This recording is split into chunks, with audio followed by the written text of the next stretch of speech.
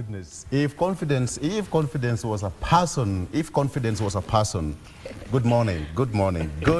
If confidence was a person, we would have called that person here to tell us exactly what's happening. Good morning, welcome to the program. I'm Victor Lo. Today is the 15th day of October, 2024. A lot is happening, of course, politics, let me call it what we consume best here on Channel 1.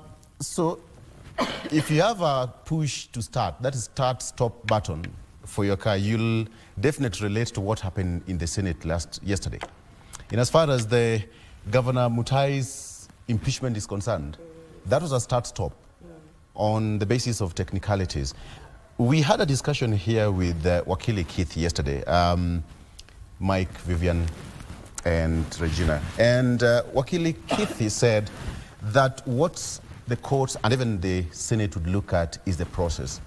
And probably, you know, he had a very good prediction that if the process is flawed, then the entire charge is as good as dead. Yeah. So that's exactly what happened. We are going to be taking a look at that. And of course, the hearing of Deputy President Gachagua starts tomorrow, and 2 days marathon. So we'll be able to see what really happens by the end of this week. Vivian. Yeah, good morning.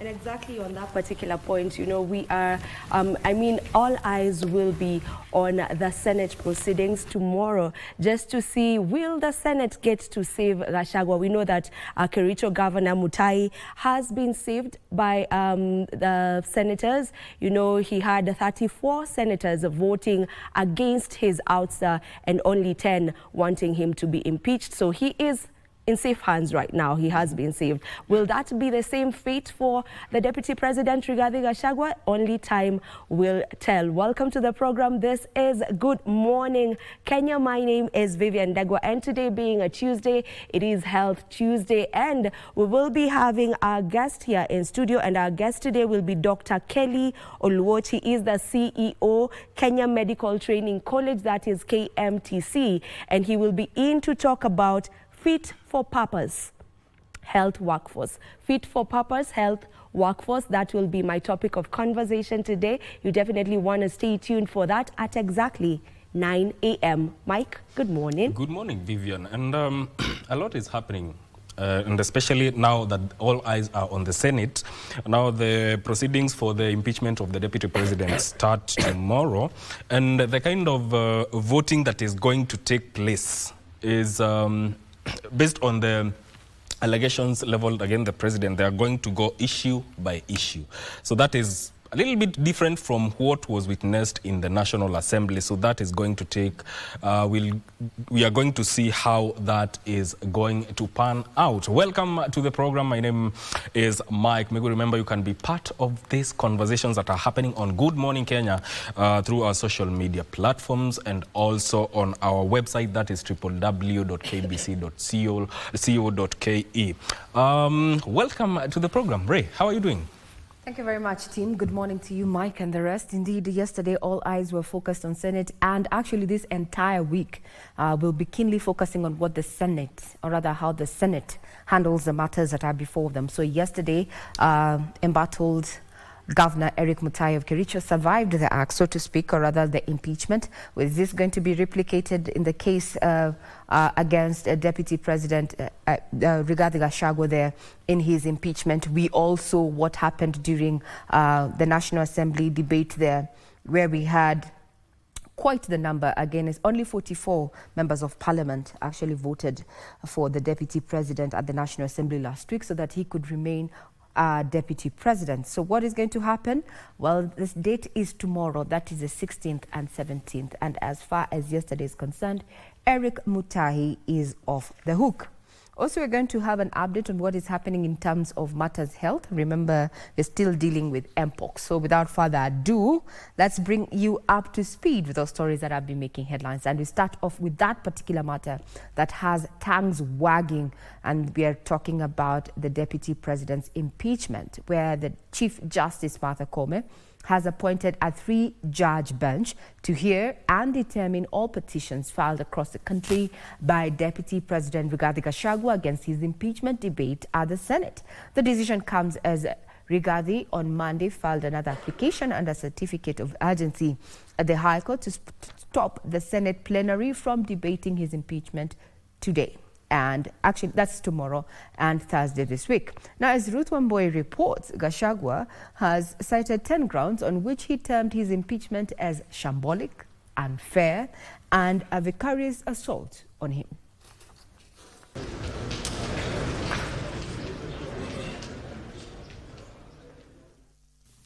As embattled Deputy President Rigathi Gachagua strengthened legal battle against his impeachment, Supreme Court President Martha Koome has appointed a 3-judge bench as requested by his counsels last Friday.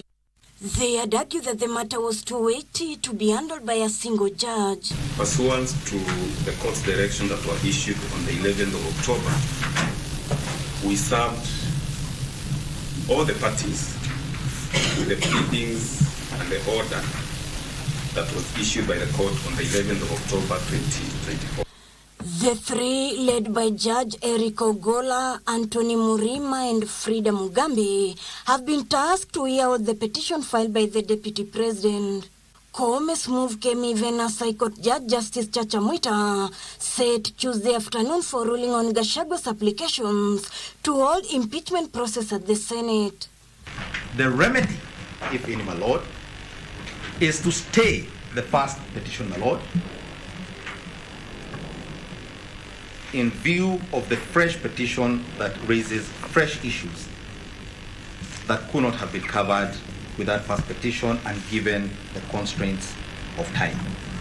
Gachagua's counsels, led by Paul Muite, argued that the impeachment risked barring him permanently from holding public office if the conservatory orders are not issued. 75% of the Kenyan people, 24,122, said the president and his deputy should be impeached together. So the overwhelming majority in this limited public participation voted in favor of both being impeached, but 93% were against the impeachment of the deputy president. They also termed the impeachment process a gross violation of the Constitution, marred with irregularities and illegalities. We plead that you grant us a stay of that resolution, a stay of the impeachment in the Senate. However, as lawyers Paul Nyamodi and Peter Wanyama, representing the National Assembly, Senate and the Speaker argue that the reliefs Gachagua was seeking in court will still be accessible to him if he is impeached. But the public have no compulsion to participate. There is no corresponding duty in the Constitution that when public participation takes place, then all citizens or a certain category of citizens of Kenyans must participate. They can question the adequacy of that public participation, but my lord, public participation has been conducted to a sufficient degree of acceptability. My lord, that is why in the response, my lord, you can see numbers being quoted by the petitioner. The court was further informed by the respondent that at this juncture, Gachagua's predicament is same as Governor Kawira Mwangaza's fate, and that he could wait for the legislative process to go on before coming to court. As the Deputy President Rigathi Gachagua put another stab on to stop his impeachment, the respondents have accused him for forum shopping behavior, citing that he cannot approbate and reprobate the suit. Ruth Wamboi reporting from Milimani's High Court. In the same breath, the National Cohesion and Integration Commission has asked the Senate to be fair and balanced and avoid political bias in the impeachment trial of Deputy President Rigathi Gachagua. NCAC Chairman Samuel Kobier, in a meeting with editors, warned that Gachagua's impeachment could divide the country if justice will not be seen to be done. Asante Bwana Spika. As the country awaits to know the fate of Deputy President Rigathi Gachagua, on Thursday this week, the National Cohesion and Integration Commission (NCIC) urged the Senate to steer clear of political bias and carry out the impeachment process by the law. The country is going through an unprecedented moment, leading to a possible impeachment of the Deputy President. We feel that the Senate, in handling this matter, should do it in a way that all Kenyans will feel that it has been fair. NCIC Chairman Samuel Kobia, who spoke during a meeting with editors, intimated a possibility of ethnic tensions and polarization among communities if justice will not be served. Because as NCIC, our major concern is that the way this process is shaping up, it could easily lead to conflicts between the people of the Mount Kenya area and the people from other parts of the country. While calling on the media to provide a platform for conversations, the Immigration Commission said it's crucial to ensure that voices from every generation are heard to avert the recurrence of Gen Z protests in the future. We want to ensure that every voice is part of this narrative. Media has the power to bring people together, to inspire action, and to ignite change. By working closely with our media partners, we are creating platforms for these conversations to happen on a broader scale. While our outreach to the communities involves reaching out to them and taking the media to them to enable them to understand how media operates, but also to allow them, in the spirit of inclusivity, to contribute to the editorial agenda.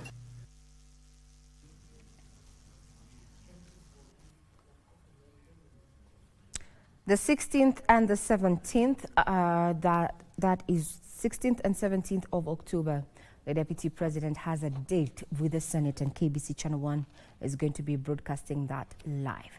Now to matters health, the Ministry of Health has received a donation of Mpox kits and drugs from the World Health Organization through USAID for management of the neglected tropical diseases. This handover ceremony, presided over by the Health Cabinet Secretary, Dr. Deborah Baraza, at Avia House, comes at a time when the country is trying to contain the Mpox outbreak that has so far seen 13 cases confirmed across 10 counties in the country.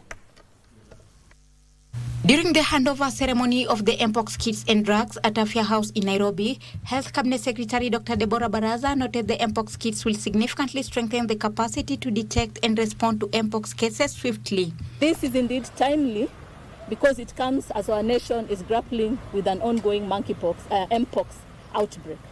And the introduction of these testing kits will enhance our capacity to detect and respond to Mpox cases more swiftly and effectively.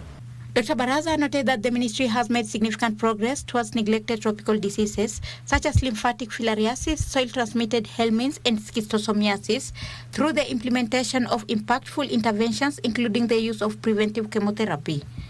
We have remarkable strides made against neglected tropical diseases, and the mass drug administration campaign play a pivotal role in our fight by targeting at-risk communities and interrupting the cycle of disease transmission.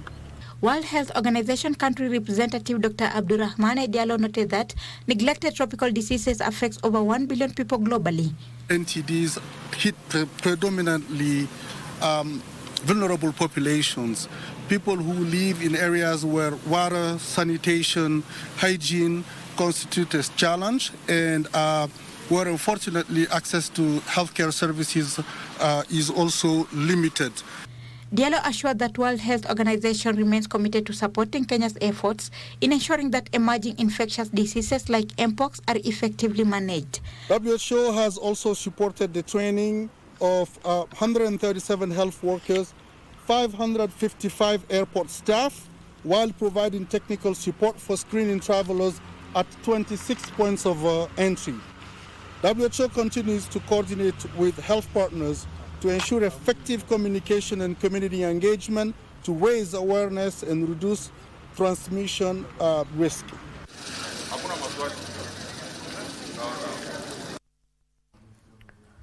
Now, we cross over to the counties where Kisii County government has taken an initiative to demystify public participation among residents by involving local community-based organizations. This comes as a cross-section of residents failed to turn up at the sessions to give views on projects planned for implementation by the two levels of government. Details of this and our stories in our county's news roundup. Speaking at a forum in Nubia, Kisii County, officials of Arm Shield International Peace Champions, a local community organization, reminded the residents that the public participation requirement was constitutional.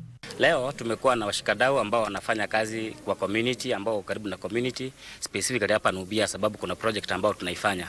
So tumehimiza watu wawe wakiattend public participation forums ama wawe wakiattend mikutano yetu ya budget tracking so that vitu zitateke kwa community, then baadaye waanze kuulizia mbona hili fanyika na hatukuhusishwa ama hatukuambiwa.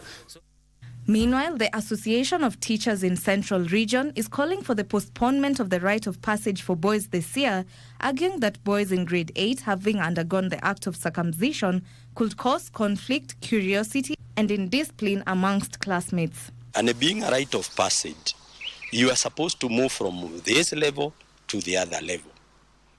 If the young boys are going to be circumcised at grade 8, and then in January 2025, they are back to primary schools, that is where we are going to have a lot of indiscipline.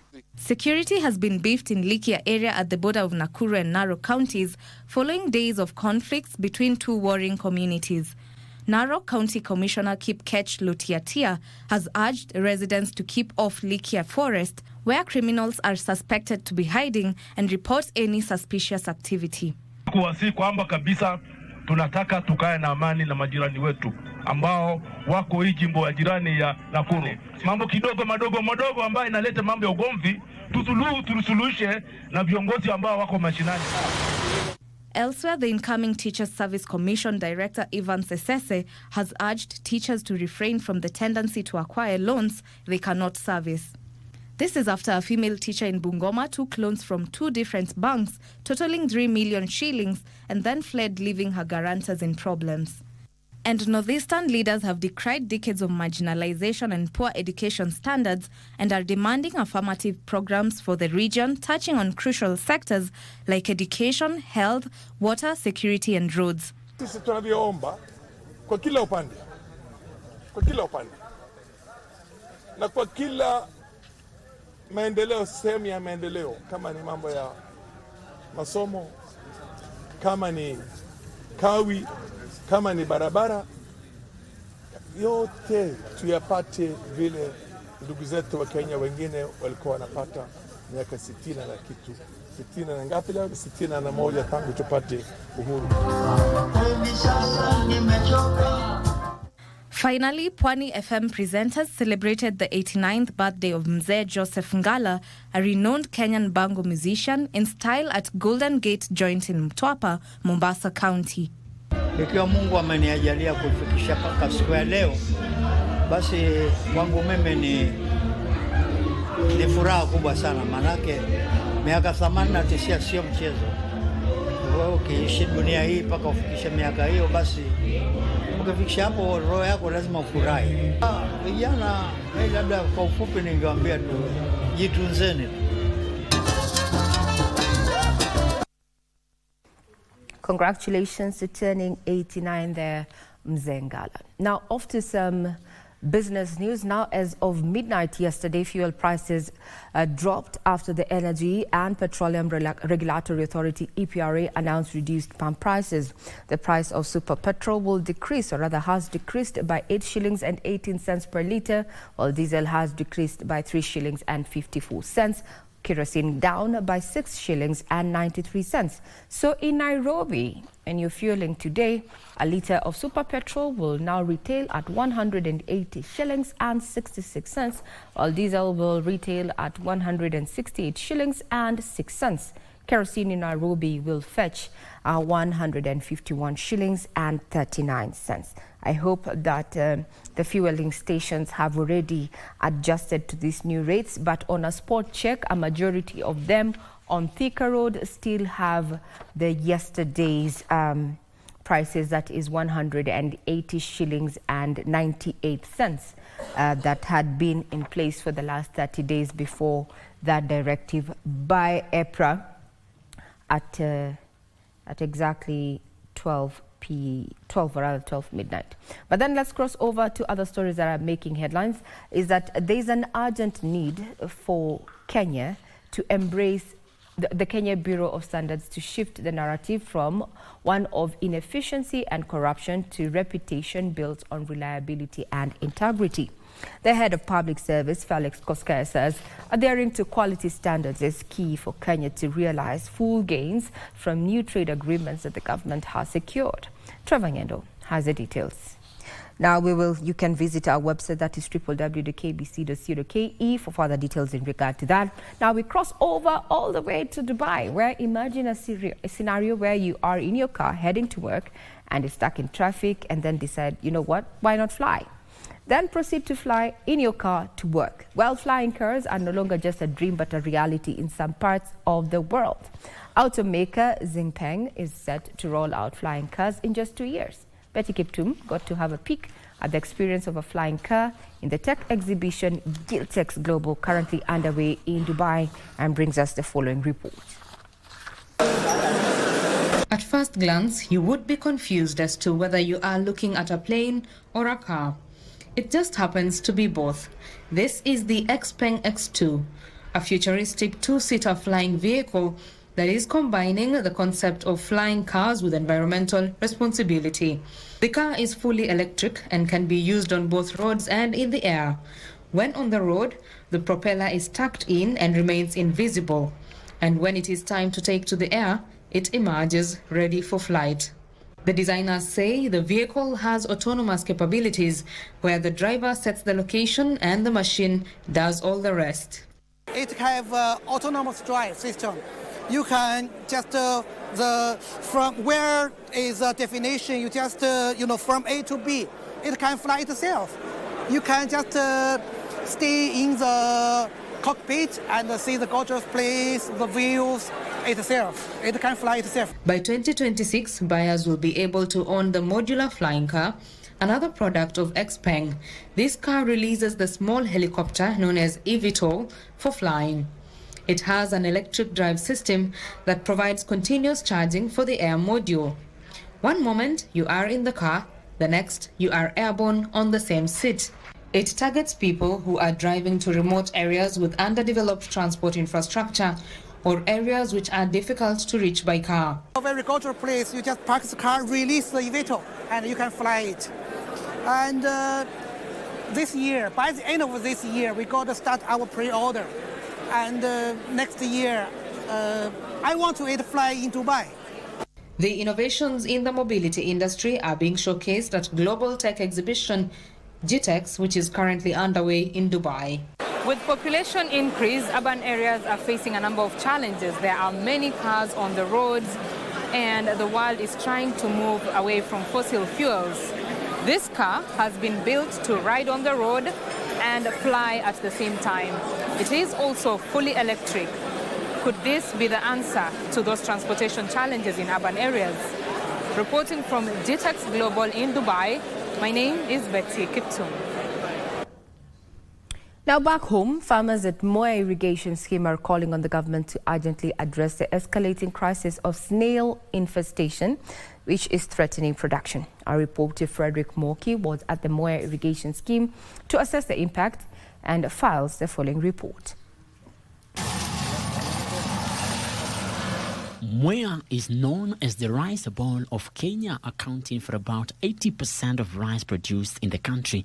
Despite this, local farmers face a new challenge of snails that threaten their ability to meet the rising demand for rice in Kenya, projected at 1 million metric tons annually. Chenye tumebadilika sana ni siniru na hakuna ndawa ya siniru. Ukipanda mchele ukiwa mchanga inakatakata. sana sana. Mtu anashinda huko kupanda, unarudia tena kupanda mpaka iwe strong. So naomba serikali itutafutie dawa ya snail. Farmers say that the snails which thrive in the damp conditions created by irrigation have multiplied rapidly, posing a severe threat to rice harvest. Mbegu nimeweka kwa nasari, nikiweka maji kwa nasari, hii ndio itavuna ule mchele ukiwa mdogo. Inakatakata kabisa. Farmers here are keen on increasing the acreage and the rice to meet the growing demand in Kenya, which they say could be enabled by constructing more dams or expanding the capacity of existing dams. Mchele sio maji. Ikipata tu maji inaweza enda wiki 3 na hiyo mchele itakuwa sawa sawa. So naimiza serikali wajenge damu mingi Kenya mzima, na sisi kama wakulima tuko tayari kurudi kwa shamba. Katika ukulima wa mchele yenye twaweza omba, ndio maana tupate kitu ama tufike mahali hizo enzi za usoni, tunaomba serikali tu tuongezee bei, maana tunalima tena tunateseka kwa bei. As climate change alters ecosystems, pests like snails may continue to thrive. However, industry players in the agricultural sector have vowed to continue forging more collaborative efforts with the policymakers to help counter such challenges, even as Kenya anticipates an increase in production of rice in the next coming years. Reporting from Mwea Irrigation Scheme in Kirinyaga County, my name is Frederick Mwoki. From business now, let's delve into sports, where to remind is that the Football Kenya Federation presidential aspirants and their running mates presented their nomination papers to the FKF Electoral Board ahead of the Football Kenya Federation General elections set for the 7th of December this year. Among them is former FKF chair, that is, Nyamwea there. We're going to be keeping tabs on this particular development at a time when Kenya finds itself continuing to ensure that it becomes a hub for sports, and we are streamlining in terms of policies around the sporting arena. Now, former Kenyan boxer Evans Ashira arrived in Mombasa today, where he's expected to attend a local boxing tournament on Thursday at KPA Hall, Makande. Now, Ore remains to be one of the best professional boxers to come out of Kenya and one of the most accomplished professional boxers in his adopted home country, Denmark. The boxer said young upcoming boxing talents must work hard so that they can reclaim Kenya's lost glory. Ore is accompanied by his Danish-based friends, and his son also happens to follow in his footsteps in the ring.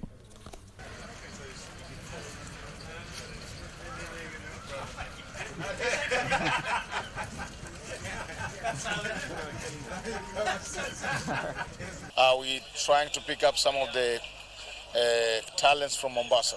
So they'll come there and we have 5-6 fights on that evening, and they will sit down, have a drink, celebrate a little bit, and enjoy the fight. We're trying to do all the stars, the young people, the one who have a talent, you can look at it and think like, wow, this is something.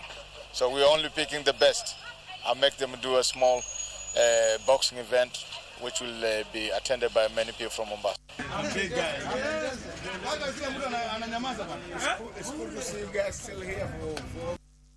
That puts a cap on Matters News. Be sure to visit our website, that is www.kbc.co.ke. Stories that we're quickly following up on is what is going to be transpiring this week at the Senate, where Deputy President, that is Rigathi Gachagua, has a date with Senate, that is tomorrow, the 16th and the 17th, and in regard to his impeachment, where a call of the National Cohesion Commission saying that particular impeachment might actually tear apart the country. What are your views? Get us on X at KBC Channel 1. Up next, we're going to be looking at what is happening in the political scene as well as other matters as far as current affairs is concerned. Have a pleasant day ahead. I'm Regina Manyara.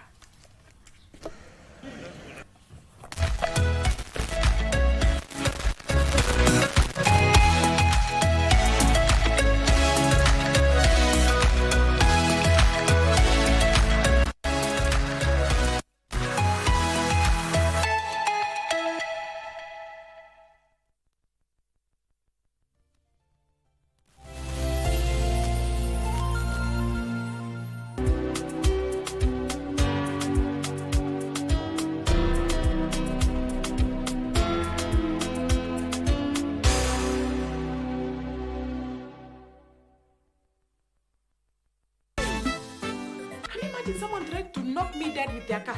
Yes, Kanyanchui, Jibu, Jiboria. I can't tell you guys everything. I don't care. Mwanaume ni kujitegemea.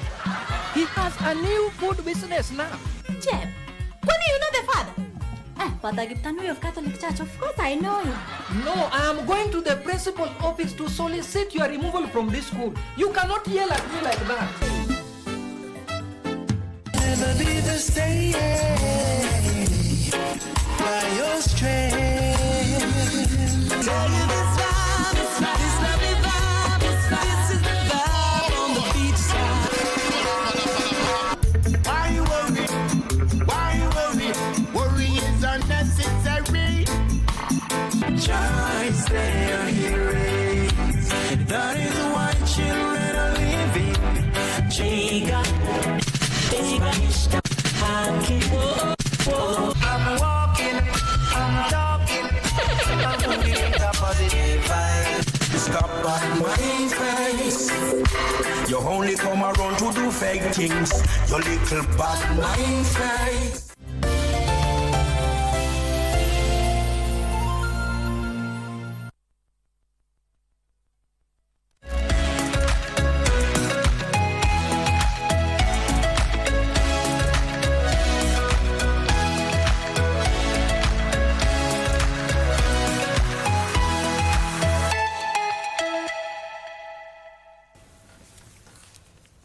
Okay, welcome back. Good morning.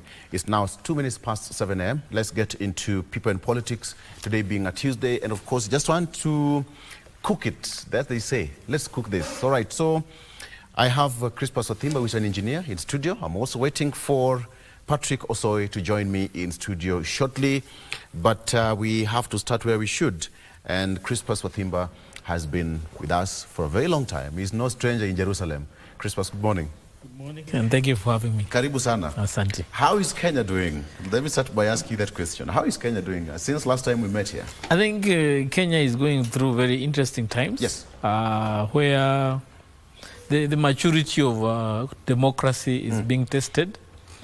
Probably not to the standards we were hoping so, but we are going through processes that we didn't expect to go through this early. Barely 14 years since the amalgamation of the Constitution, we already have now an impeachment in the office of the presidency. I think if you look at the history of other countries, say that like the US, where we have borrowed a great deal of our Constitution, they have never had a successful impeachment where it has started, whether it has failed, or the person being impeached has resigned. In our case, the deputy president has insisted he's not resigning, so he wants to go through the entire process of impeachment from the National Assembly to the Senate. And also we are seeing the possibility of a clash between the judiciary and the parliament in terms of determining who has authority over the other. So these are important events in our country in terms of unbundling and understanding the Constitution of Kenya, and also testing it and seeing if it's resilient in terms of taking us forward. There are questions that will come out of this process that will require Kenyans to reflect and probably improve in terms of our governance, in terms of our rule of law, in terms of how we engage in our politics. And when I say engaging in our politics, in far as the question of picking the deputy president or even the deputy governor for that matter, so that when the bearers of this office come into office, either they are determined by the people or they are determined by the nominee of the seat, who is the president or the governor, so that we can have the holders of the senior office, which is the president or the governor, they are able to dispense their functions or their role or their agenda without being held hostage by their deputies, or the agendas they deliver should be a joint, they should be a joint responsibility between them and their deputies, and that should be clearly determined. Because you see, for the case of William Ruto or those who ran for governors, they picked their deputies at the last minute, and therefore they had sold their candidature as their own. But this person you pick maybe a month or 2 months before the election is now a key stakeholder in the delivery of your agenda, and where they disagree with you, they can frustrate the delivery of that agenda. To what extent maybe they helped you to deliver, to get into power, that's what needs to be determined. In the case of Deputy Gachagua, he insists that his contribution was 47%, and therefore he cannot be wished away. He was not just merely picked to meet a constitutional requirement. He met the constitutional requirement, but also met the political obligation, which was to have enough votes to be declared the President of Kenya 2022. Very good. Let me take you through the front page of the local dailies. This is on the front page of the Star newspaper. Star newspaper, big test for Ruto as Central resists Gachagua. That's exactly what you're saying. Yes. Big test for Ruto as Central resists Gachagua ouster. And it says that Mount Kenya rebelling against UDA engineered impeachment. And that is Mount Kenya rebelling against UDA. How far can this continue? Definitely. And what's the effect? It will be ugly, it will be messy, it will be noisy, according to what Wetangula once told Raila Amolo Odinga.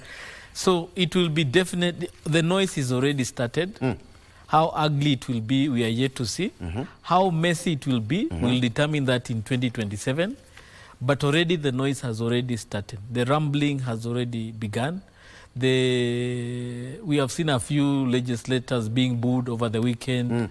We have seen the likes of Moses Kuria being booed at a public event. So this will probably continue as the whole impeachment process continues. To what extent it can become messy now, we are yet to know. But it's not a good picture for our country, where we feel a key part of the country feels betrayed.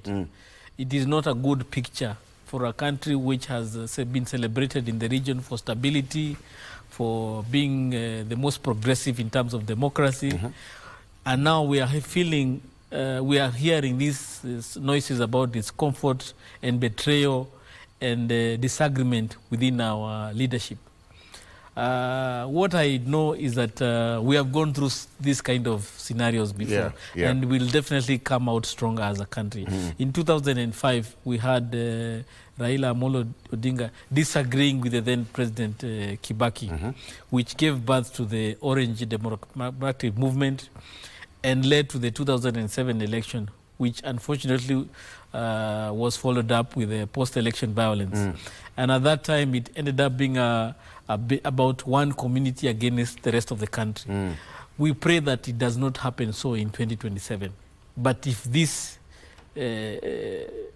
events continue gaining tractions, we may not avoid having a 41 versus 1 narrative come 2027.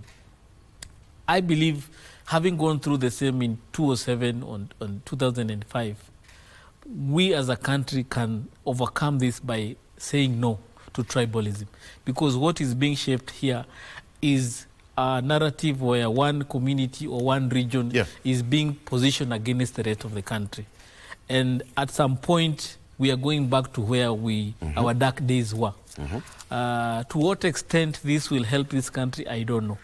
Unfortunately, as all this is happening, there are other economic issues that are happening that affect us more than even this Gachagua issue.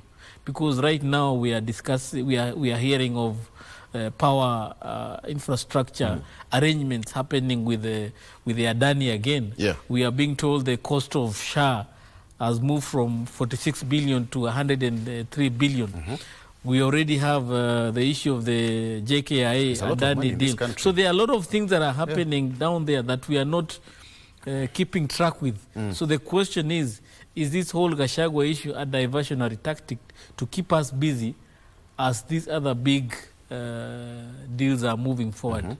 Those are important questions as a country we need to stay focused and discuss as we also alongside consider the issue of Gachagua. Race Against Time, that is on the front page of the Standard newspaper. Race Against Time, there you have it. Race Against Time. The two gentlemen, that is the Deputy President and President William Ruto. It's now Race Against Time. The trial begins officially tomorrow, and by Wednesday, the country, if not the Deputy President, will know the fate of the second in command. Deputy President Deputy President Rigathi Gachagua is a man under siege, and with each clock chime, the news tightens with options running out. His replacement is imminent, even as he stares at a life out of public office. Is he negotiating a way out? All right, there's a big question here on the Standard. Are the courts going to put asunder what the politicians have crafted? And finally, who will take the spot seat if Rigathi Gachagua packs his bags? Very pertinent questions. Can you answer them? I can only... is he negotiating his way out? I can only... I believe Gachagua has already made his position very clear. He's not resigning. So if he's not resigning and the Senate upholds the decision of the National Assembly, then there is no possibility of him holding any office in future. Means that his career in public service will come to an end once that decision is arrived at by the Senate. Yes. Is he negotiating his way out? We can't tell. Unfortunately, Gachagua has not been a person who has built a clout of influence even in the media for us to be able to know what's happening in his mind or within his circles. We can also see that during this whole trial that he has gone through, the big weights of the Mount Kenya region have not come out to speak or fight for one of their own. It is still the common Wanjiku and Boda Boda man who has been heard down there crying over their brother or their young son from the mountain who they feel has been betrayed or the region has been betrayed. But the political big wings of Mount Kenya, the commercial, the big tycoons, I have not felt their weight in terms of saying, look, this is one of our own. He not only represents himself, but represents the interests of this region, both politically, economically, and socially. And without that kind of support, I don't see himself getting out of these things without negotiating himself out of this issue. Has he started that negotiation? We cannot tell. We just have the next 72 hours to wait and see, and probably wait for his fate to be determined by the Senate. He might be lucky as the governor of Kericho was saved yesterday because of a mere technicality or a mistake by the county assembly not interpreting the law very well. And that brings the issue of the kind of legislatures, the kind of leaders we're electing in our assemblies. If they are not able to interpret simple standing orders and rules of government, of operations in the assemblies, it really is a very sad thing, because you cannot subject a county government to such an exercise, yet you can easily determine that there's a mistake here, that missing one MCA's vote was technically throwing this whole impeachment off. So we pray that the Senate also has done his homework, and I am sure also Gachagua has done his homework to know he only needs 25 senators to support him for this thing to go away. Yes. Okay. The second question, who will take the hot seat if Rigathi Gachagua packs his bags? There are two gentlemen whose names have been fronted here. That is CS Kithure Kindiki and Prime Cabinet Secretary Musalia Mudavadi. Well, but this can go either way, depending on the political stature and the political, negotiations happening there and the arithmetics. Well, yesterday I watched in another media house where an MP from Mount Kenya East was complaining, was alleging that the reason they voted for the impeachment of Gachagua was because they were promised that that seat will go to one of their own, Professor Kithure Kindiki. And now they are regretting because the lobbying that is happening within the UDA has shown that seat might not go to Professor Kithure Kindiki. That is in the question of time we shall be able to determine. But if it is happening, then there's a possibility that it can go even to CS Mudavadi. It can also go to Madam Waiguru. It can go to anyone. I think at this point, the president has the prerogative to decide who is going to be his deputy, and that person must be somebody who can help him deliver in the shortest time period and win the next politician election. Or technocrat, or a mix of both. I don't feel if this administration has so much value in technocrats. I don't think this administration has the appetite and desire to have a lot of technocrats in its leadership. It is administration that has focus on people who bring numbers, people who can be able to engage with the common man, people who can be able to shape a narrative that can be bought easily. We've seen the likes of Wandai and Badi within a very short time, after joining government, they are speaking the same language. We have even seen the former prime minister is now the one defending the government agenda, despite saying he's not in government. He's clearly demonstrated that he is part of government, and that people, I think William Ruto wants to keep company. So I don't see himself bring a technocrat, because that one will definitely not be. For the sake of people who do not get what's the importance of having either technocrats or politicians or mix of both in government? We saw President Uhuru Kenyatta working mostly with technocrats. We had Ambassador Amina Mohamed, Ambassador Monica Juma, and many more technocrats were there. And he had a mixture of the likes of late Magoha, was not a politician, technocrats, brains in the government. What would you advise probably if the impeachment was to sail through and the president decides to pick a technocrat? How would that change the political narrative and landscape of the country in terms of delivery and even supporting the president to achieve the dream of Kenya Kwanza administration? One of the things that we would really appreciate if you brought the technocrat is that there would definitely be a change of how the cabinet is run. Because remember, the deputy president was or is required to chair according to several committees. Yes. And those committees are the ones that drive the agenda of government. The main cabinet just comes to approve the resolution of those committees, and therefore a lot of business happens within these committees. So if we have a technocrat leading the committees, then you can imagine the kind of value, the enrichment of the discussions there, the speed at which things can be resolved is going to be very impressive. We have only 2 years for William Ruto to be able to make any meaningful transformation of this country. He has already lost two years. He has lost 2 finance bills which have not been able to deliver much in terms of progress. He has challenges in terms of communicating the policy of government.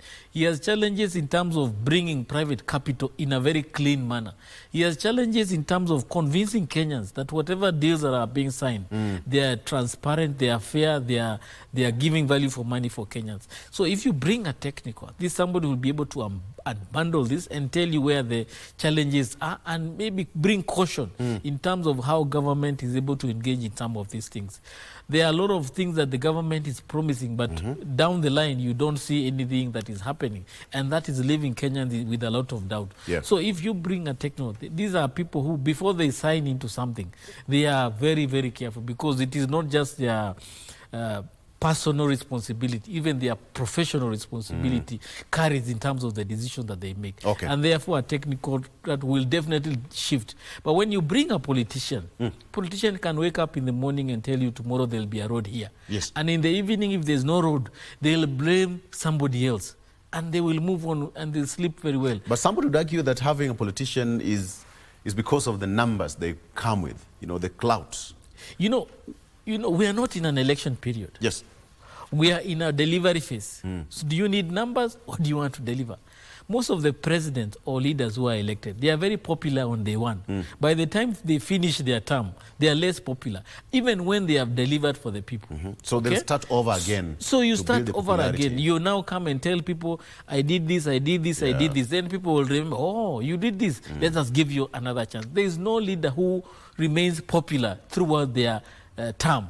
So if you are hell-bent on remaining popular, then you cannot be able to deliver. So you have to make a decision. Is it popularity or is it delivery? Even Kibaki, when he was doing very well, people would say he's hands-off, he doesn't talk, he does not understand things. But when they came after to look at the country from a bird's eye view after he had left, then they say this man was really doing the work. We're still talking about President Kibaki to date.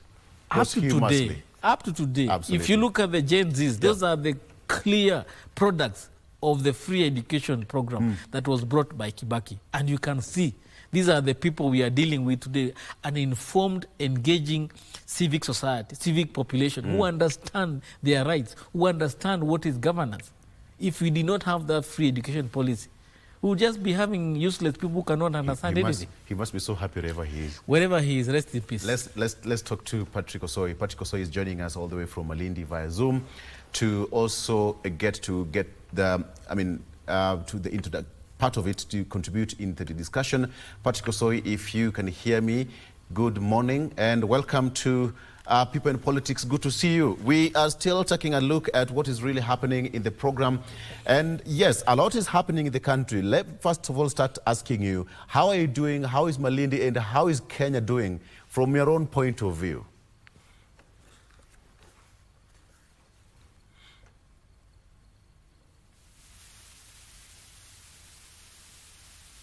I want to say that everything is okay from where I am. And I actually passed through Buratana. There was a lot of a lot of insecurity in that region, and we are going to check some project in that area. And we encourage leaders to be, to concentrate on the important things like advocating for security in those regions. Our that were destroyed a few months ago to rains, they are still on the same state. So I believe we have more important issues for this country to deal with than to deliberate on the issues of who to go where, who to get what, and all those kind of discussion. So, and we have lacked that thing for many times, for many years. And I think that is the reason as to why, as my colleague is saying, that we have lacked that gap. And that gap, it can be filled as soon as possible, whereby the government is run in a meritocratic way. Then we will have a country.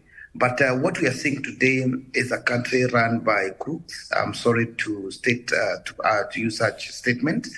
And people who don't care and people who are very selfish or self-centered. So the interest of Kenyans is at stake. And I can tell you and assure you that we have no country unless we have people waking up and be able to reclaim back the country. And in this case, it's not just a country, because what we are seeing that we are having a government that does not observe governance, rule of law, they don't observe the participation of people. They don't actually have responses. Let me say, Kenyan citizens they're not considered on the things that we are seeing in this country. So it is important for the Kenyan people to understand that we are just puppets in the matters governance, because governance calls for participation of people, governance calls for effectiveness, governance calls for accountability, governance calls for rule of law.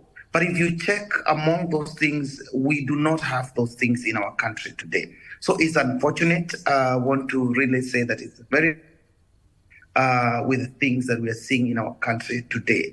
Malindi is quite cool this morning, and I had an emergency or some things that we had to observe. I got late through Budatana. We had to come this way, and so we that is why I'm not personally present, but I look forward to be there all the time as need be. But we need to have, as my colleague is saying, that we need to take the country in another level. And I want to say that is unfortunate because we cannot expect the people or the leaders in the government today to bring the change that we want. And the thing is that they are all under opportunities, including our president has ever been a member of parliament. All other member of parliament in the parliament today, they are so scared. If not scared, they cannot bring motions that are geared towards the interests of Kenyans because of probably the threats, because of probably the fear that probably even Kenyans might not be able to support them. So let us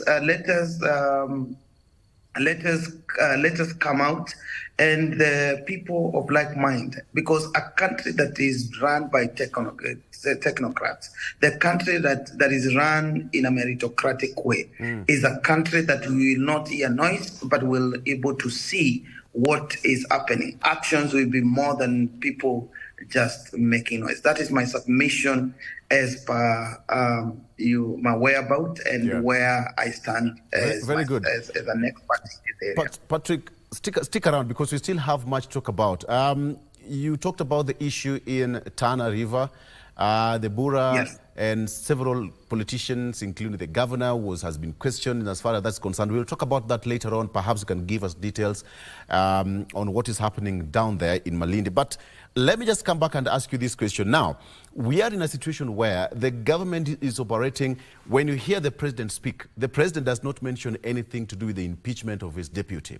All we can see is everything is taking place. Perhaps can we say that the executive is delinking himself or itself from the impeachment, or doesn't want to interfere with the two arms of government? We have now the legislature and now the executive. We've left out this case. Actually now, the judiciary has also been roped in this case because the DP's legal team was in court yesterday. So the impeachment of deputy president is not an impeachment of deputy governor, is not an impeachment of a governor, is an impeachment that is actually touching the executive. So I want to say the deputy president, who comes also from the majority of the political party in the parliament, it is absolutely irrational to actually say that the executive or the president is not involved in the impeachment of his deputy. And I was saying that when we look these two things in two angles, one, it can be an agreeable impeachment, or two, it can be a real impeachment, because I'm still waiting to see how the Senate will actually be able to handle this issue. Because when we talk of justice, we don't talk about what somebody has done. We talk about on the balance. We create a balance of events. Because what we see, even the allegations that are purported to have been committed by the deputy president, actually they are more of, I would call it more of live audit, more of, more personalized. Because one, I would say that none of the people in the parliament, in the executive, that would actually equally say that they are not participated in this event. Let's talk about tribal sentiments. We have seen the top people, including the Speaker of the National Assembly, Moses Wetangula. We have seen the talks of Mudavadi. In the matter of, if we bring this as a community, as a Luya community, this is what we are expecting to be given. If the central people bring this as a community, you're going to be given this. So nobody at whatever level from where I stand, who in any case, they have not participated in tribal kind of sentiment. And I want to say that belonging to a tribe does not amount to being tribal. What does that mean? If you check on the parastatus today, the end of parastatus today, actually I was also checking on the Nairobi area police forces on their location because I come from a security background as well. And I realized also from traffic one, whereby it's led by Chill and other people, sorry to mention that, is they all come from the same region. That is now when you make a tribe being a doing word. And when you make it being a doing word, it means now you are tribal. But when you belong to a certain tribe, like if I say I come from Luya myself, it does not mean that I'm tribal. It's only that I'm giving Kenyans or people an identity. Okay. And two, most of the leaders and the leaders in the parliament today, even in executive, they have failed in Section 6 of our constitution. Right. It matters integrity and leadership in the country. So as a matter of fact, from June 18th, we were supposed to have recalled the old government and get into a new election if the issues were to be handled in the manner that we purport to follow a constitution. We follow a constitution country. So basically, the impeachment of Rigathi Gachagua, Patrick, let's take a break. This country. Let's take a break. Let's take a break, and we come back. I'm still going to circle back and give you. We still have got so much to handle. That is Patrick Osoi joining us from Malindi. Of course, he's also coming from the security background, and they have an assignment to do the clashes between the tribes. The communities in Tana River County. We'll be taking a look at that. He'll also give us an update so far as well. So stay with us. We'll be right back shortly. Stay with us.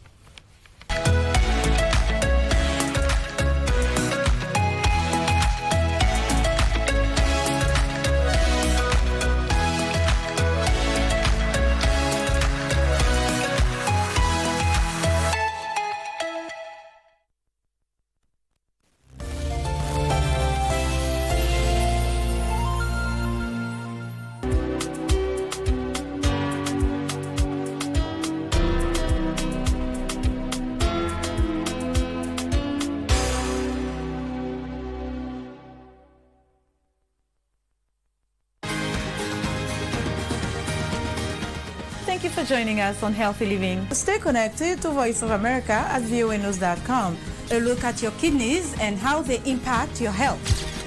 And an expert discusses chronic kidney disease and how to protect yourself. And Ivorian psychologist Noor Bakayoko shares some insights on bullying and what can be done. It's important to avoid major events or major health crises. How do you know if your cough is due to a serious condition?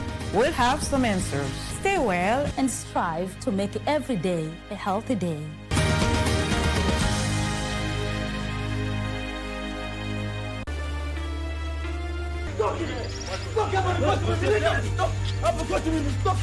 Wananifurusha hapa, mimi nimelelewa hapa. Na wewe nani alikuambia kwamba hii nyumba ni ya babako? Kaka.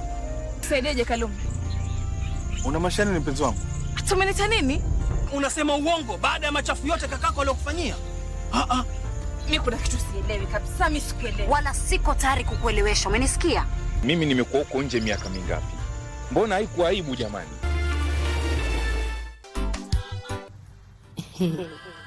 Nadhani umefika muda wa kurudi kwa wazazi wangu na mwanangu Maya.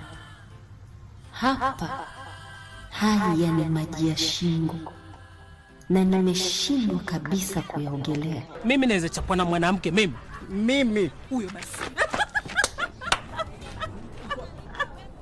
Hata wewe mtu mzima haujui kuchunga mzigo wako. Shauri yako.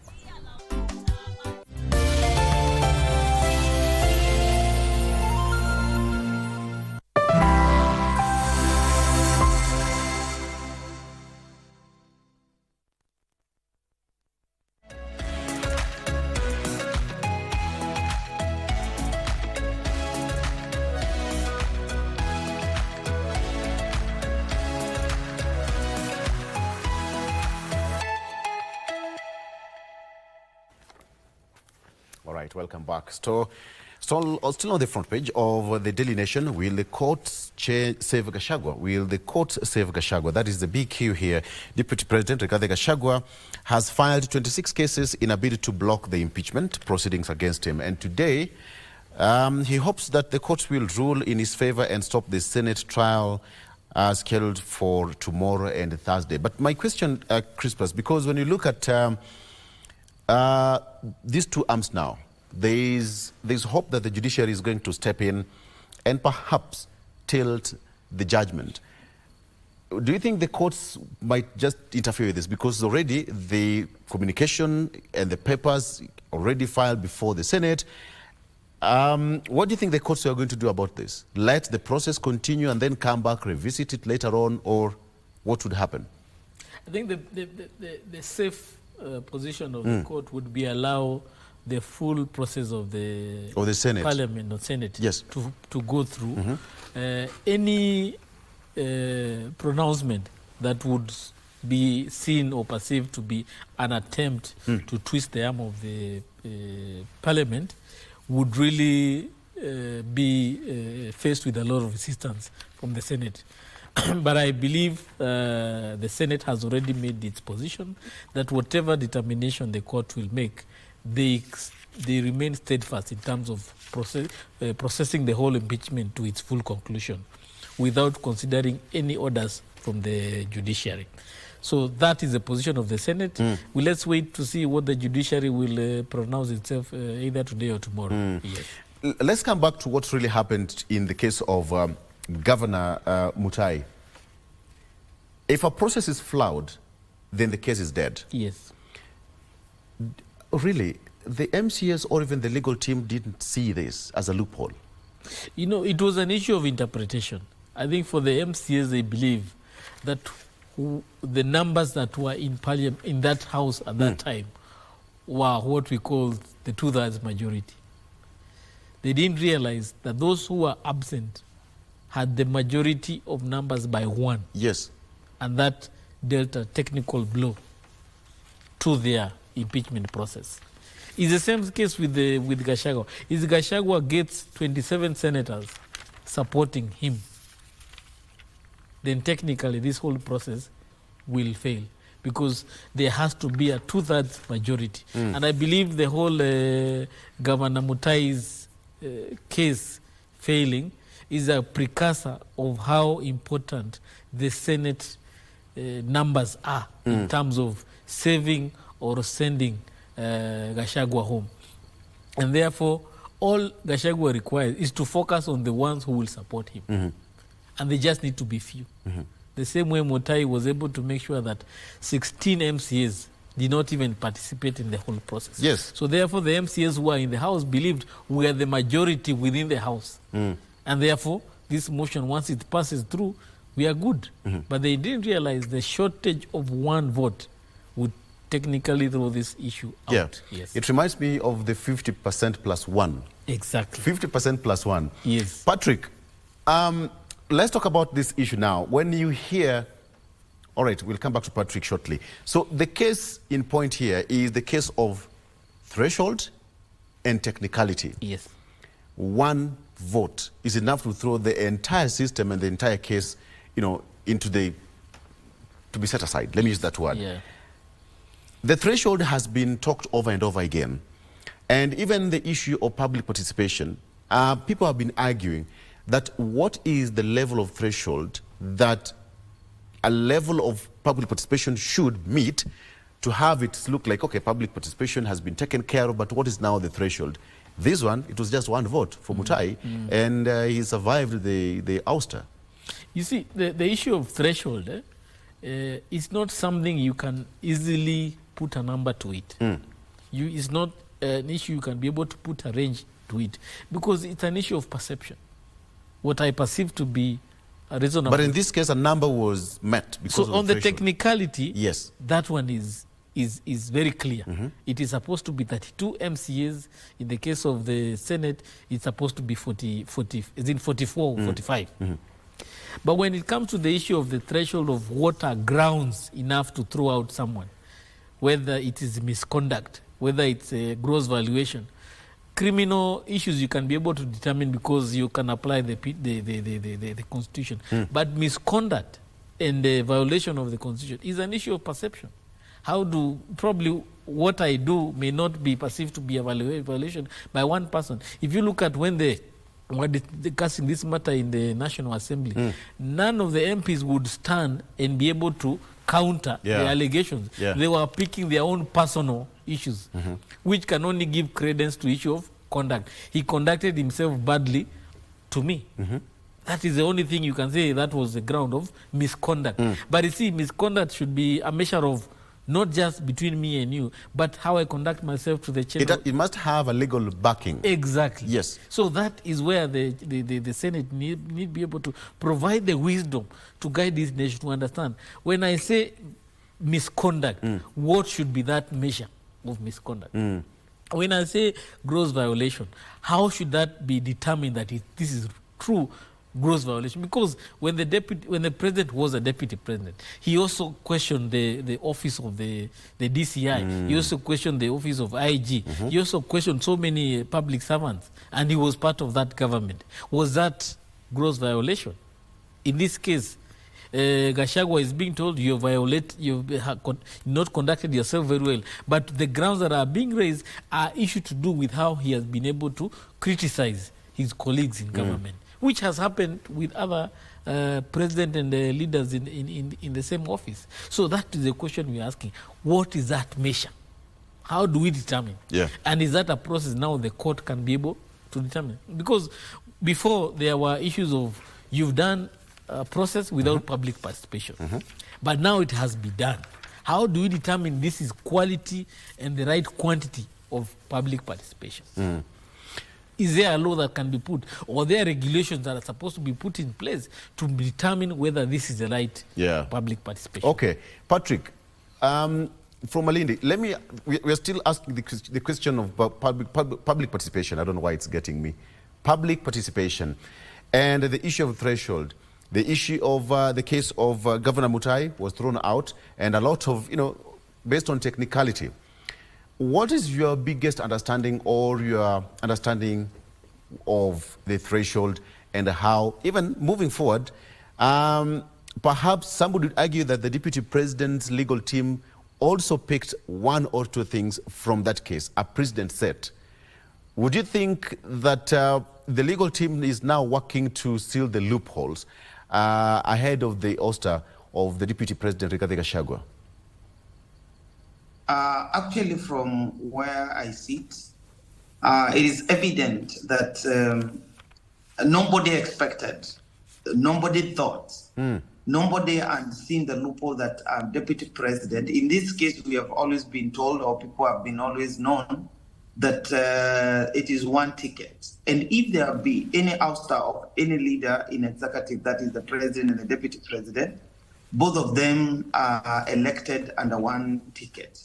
But today, we are seeing the loopholes of Article 150, 148, 144, whatever. There's a lot of loopholes that was deliberately included in our provisions so that everybody has a way in and everybody has a way out.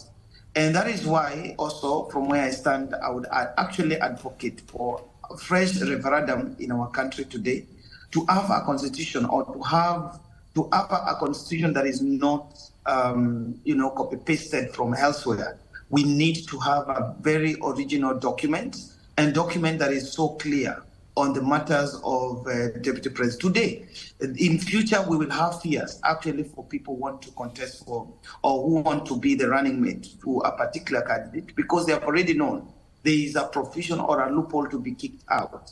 At the same time, on the legal standing of the Deputy President, absolutely, it is also important for the legal team to look for a loophole so that they are able to camp whatever is happening in the impeachment process that is there.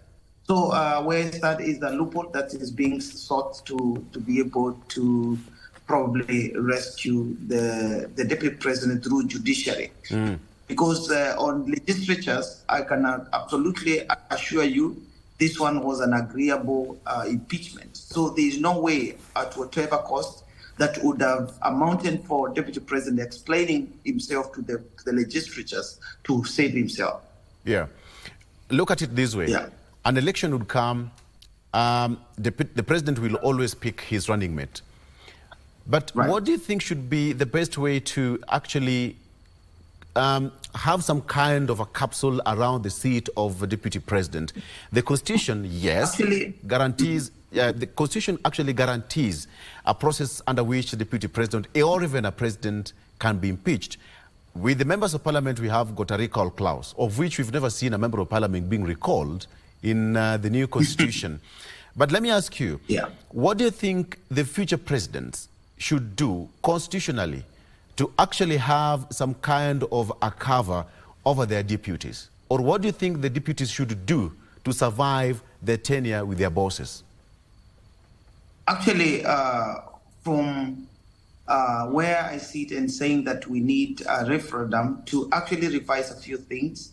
And in this case, I'm actually also talking from the point of deputy governors in this country, whereby we have seen strife of the deputy governor, striving because he knows that in any case of in ouster of his boss, in this case the county boss, he will be the immediate boss of the county. And at the same time, also we also need to tie or to be able to separate the deputy president and the president, or the governor and the governor. In which manner?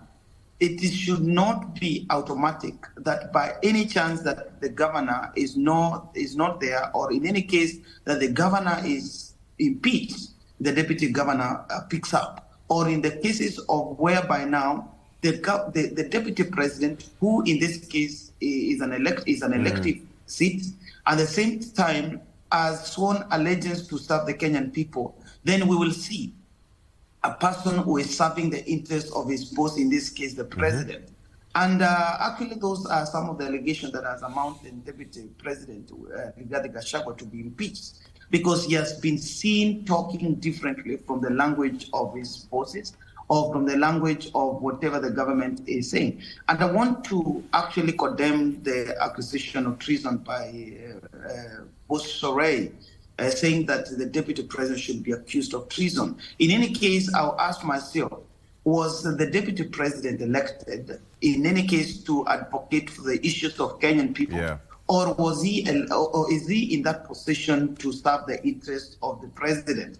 In this case, it is important for us to separate these two seats and to make them very independent, such that there can never be a loophole to ouster a deputy president, or in any case, there are no loophole whereby we need to see the deputy fighting the boss so that they're able also to take advantage of the higher seats. So those are the most important things that we need to check as a country. We need to have a provision which protect the deputy president. We also need to have a provision that also protect the president or the next seat, or in whichever manner, so that somebody does not have a strife. Because today, if deputy president has a strife, probably he would have thought to have done something that can amount even to the death of any person, or even a governor, a deputy governor can do something that can amount to the death of the boss for the selfish interest that we have seen our country take.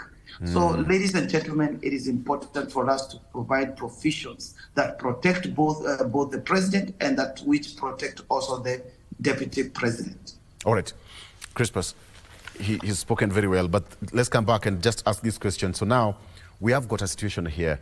By the end of the week, we'll know whether we have got a deputy president serving his 5-year term, he survived, or we'll still have now to go back, start looking, the president will now looking around to get a replacement. What kind of a lesson is Wanjiku learning? That one of the lessons that Wanjiku is learning is that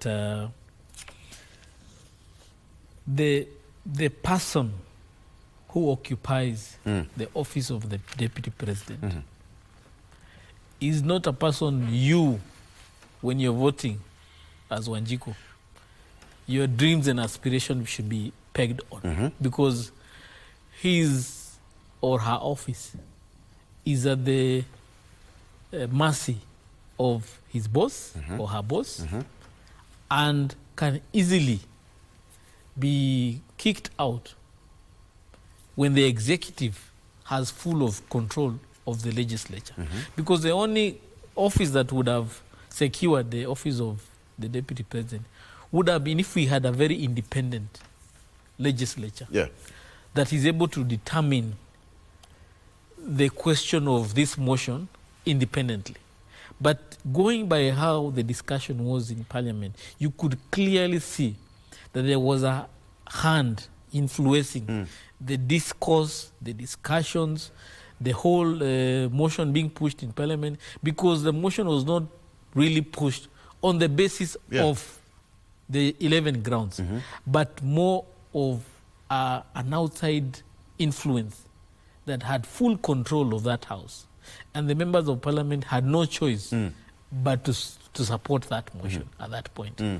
So when you have a deputy president who is able to be removed at the press of a button by one executive to the legislature, then clearly you have no security. And therefore, if you are a voter, you cannot put your dreams and aspirations on the deputy president, because he can be removed or she can be removed at any one time. And he cannot also be able, the reason why you find Gachagua is complaining that he's being pushed, because he has advanced a certain agenda, an agenda that he was representing for Wanjiku. I was saying, don't remove these people without following the law. Don't do the following. Don't do the following. It is that criticism of his government that has had been pushed away. And that criticism was because he was marshalling the support of a certain constituency, which is the Wanjiku. And therefore, if they had put all, if the people who have put all their dreams and aspirations on Gachagua to deliver for them, they have lost it. Disillusioned. But then now, that is the same thing I would really get your mind on, because Wanjiku will do her part. Wanjiku will wake up in the morning, will line, will queue, cast her vote, and that's it. But immediately after that, the politicians will take over everything, moving forward for the next 5 years. The only thing that Wanjiku will be ordered to do or required to do as per the Constitution is when Wanjiku's voice is needed, is as far as public participation is concerned. But at what point does Wanjiku have a voice and say, no, I'm the person who voted, person X and Y, I need this person to stay in power for the next 5 years.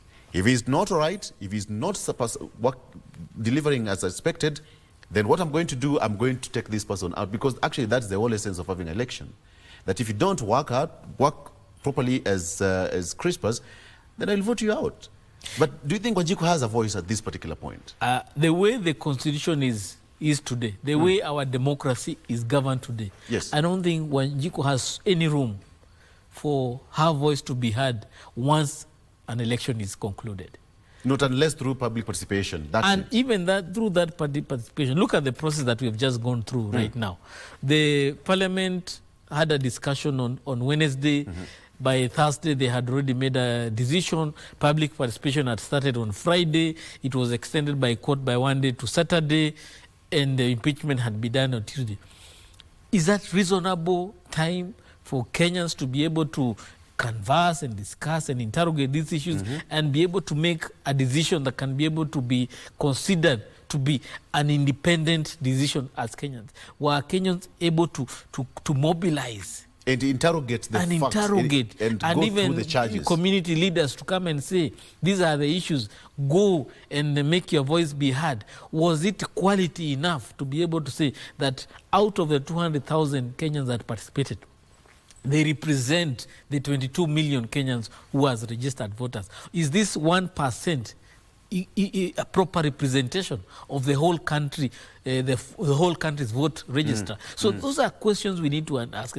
And then because of the lack of rules and regulations to govern the whole process of public participation, and the politicians have allowed that process to remain that way. It will remain that way so that it conveniently gives them one way to be able to abide by the law, but at the end of the way, provide a process that does not meet the quality standards that would give credence to a whole process. So therefore, one way they are meeting legally, but morally, politically, it is not the right thing. Crispus, I know next time we'll be meeting on this set again will be perhaps after Thursday. That's guaranteed. Yes. What do you think is going to happen by the end of this week? I am looking forward to Sunday, Mashujaa Day. That for me is where this country will understand the whole issue of this whole impeachment. That's when the president will have no choice. But he's been evading that discussion. That is the only day he has no choice but to speak to the nation. And not just to speak to the nation about Hustler Fund, Adani, to speak to the nation on the politics of the country. Yes. He is a creature of politics. We are going through a political process. He must respond to the political questions that Kenyans have. I believe the president or even his handlers are watching. Probably now we are waiting to hear what will happen in Kwale. Okay, let me come back to Patrick. Patrick, you are in Malindi, and the case in Tana River, several deaths have been recorded. Perhaps in under 2 minutes, if you can, would you just take us through what is really happening and what is the process of restoring calm in that area? What are the security agencies are doing? I am made to understand that 12 regions locations have been marked as disturbed and volatile by the Interior Cabinet Secretary. Perhaps just take us through what is happening down in Malindi, in Tana River as we speak. Patrick. Ladies and gentlemen, I want to say again from the point of security, in this country, we have regions and places whereby this is a common issue, especially in Tana River. And most of the times, these things are associated by differences in tribes and differences in clans. And what also amounts to that is we really don't have leaders who focus on bringing the tribes or the communities together. So yesterday I had a chance also to speak to a few of the people around and ask them what the issue is and why they keep fighting. And for me, I also did a small record of the video in the matters whereby there's even the provision of water in irrigation in that region. And say that if leaders were to set aside minor issues and focus on the Kenyan people or the Kenyan interests, then we will have a country. And also, what we've been seeing in some parts of Rift Valley, Pokot and other areas is just something that is engineered by the leaders who, in this case, of the regions. Because when people are, they have amicable way of resolving dispute, or when people have a way of whereby they are being guided on what to do, I can assure you that this fight will no longer be there. And at the same time, they have resources that they cannot even actually be able to utilize. Like, for example, myself and a few people, we are trying to bring people who can help people, fund people from the area, and do irrigation and do other things so that now it can also minimize, strife. Because where there is fight, it means there is strife. Even what we are seeing today in our country between the deputy president and the president, there's some things that people are striving towards. Someone is not getting what they want, or somebody is getting more than what they're supposed to get. Okay. So we need to create a balance. Patrick, just 1 second. What is the preliminary investigations pointing a finger at? Tana River has been a very quiet place for over a very long time, but all of a sudden we saw chaos erupting. What are the preliminary investigations saying?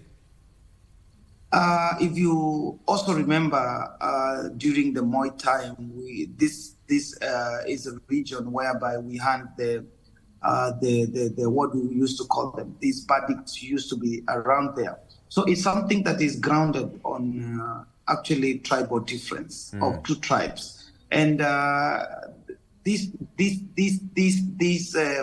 discussion, we shouldn't be having such discussion actually in the past century. So I can only call for the leaders, because I realize it's about the leadership of the place, and trying to separate people in matters of their tribe in the region, because there are two tribes fighting. Actually, other Kenyans who come from different parts of the country, the people from central Kenya who also are doing farming and other things there, they are telling us that actually they don't even know when or how these people fight. So they are strategically fighting each other on basis of the tribes. And this one is not catered for because of the interests of the tribes. There need to be a balance between the two tribes. Okay. All right. And finally, what are some of the things being done down there? Religious leaders, politicians, and even like-minded people trying to do to restore calm. 15, close to 20 people so far have lost their lives. What's being done to restore normalcy in Tana River? Actually, what I would say, there is a curfew, which I wouldn't say that is in any case helping the region, because there's curfew at 6 o'clock. But in the case of any fight, and I want to state it very clear that most of the things that we see, whether bad governance, whether bad environment, whether business not thriving, mostly is political. Basically, Christians or religions, whereby it's also dominated by Islamic religion, might not per se participate too much on helping in bridging the gap, because it's more political. These wars are more political than someone or a mere Kenyan can think. So we need to, that can only be from political point of view, from the leaders to sit down and be able to bring the two communities together. So religion might try, but you see in our century today, not majority of the people are actually, or even the region actually has a lot of lack of, I would say, resources. Not everybody participates in religion matters, so it might be very, very, very hard for the religion to take part, although they have a part to take. All right. Patrick, perhaps if you could allow me to ask you this, what's the level of a humanitarian crisis being witnessed down there in as far as this clash is concerned? Just paint a picture for us in under 1 minute. The level of insecurity you asked? Pardon again, pardon? All right, I'm saying, what's the level of humanitarian crisis in terms of human displacement in that region? What has really happened? I know many people are not going to school. We have candidates soon starting the examination. Perhaps just paint a picture for us, and what is the situation on the ground? Actually, for me and the many years I've been around, because this is not the first time. Even when I was a soldier, is also part of the places that we have also been around there. So I want to say that this is a major concern, and I am not seeing the national government, especially trying to bring or the humanitarian grounds to bridge or to make sure that the peace resolutions are undertaken within the area. Actually, if you look at putting just a curfew is not enough. The level of people not going to school and not actually involving themselves into productive involvement of building this country actually is not there. Despite that, this provision of waters and other things to actually even do farming, I want to surprise you that it is only private people like us and other investors try to build the community as you build yourself. I don't come from Tana River myself, but you also need to ask yourself, why are these people fighting? What are they fighting for? Is there any way we can be able to amicably be able to resolve these issues. So these issues basically need to be undertaken by the national government if we have to end the war between the tribes. And also we need to check on the basis at which or why these communities tend to attack each other. That is basing northeastern part. There is Tana River and also the West Pokot side. So there need to be a very serious engagement by security agencies in this country and also from the national government point of view. All right. Thank you, Patrick. Thank you so much for that update. Patrick coming to us all the way from Malindi, giving us an update. Apart from politics, he's also giving us an update on what's happening in Tana River County. Clashes. Several leaders were picked over on Friday by the detectives, and there were questions in as far as the clashes between several communities in that region is concerned. All right. Back in studio, Christopher Sathimba, thank you so much for joining us. That's where we take a wrap on Good Morning Kenya. It has been one good hour of intense discussion. Let's wait and see what's going to happen tomorrow and on Thursday in the case of Deputy President Gachagua. We're taking a break, but GMK continues on the other side of Radio Zinga. Stay with us. Good morning. Thank you.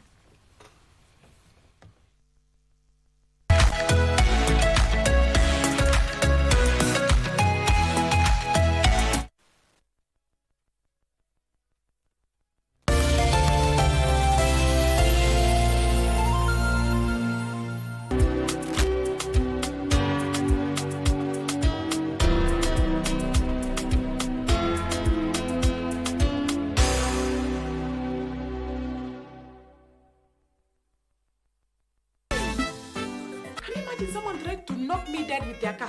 Yes, Kanyanchui, Jibu, Jiboria. I can't tell you guys everything. I don't care. Mwanaume ni kujitegemea. He has a new food business now.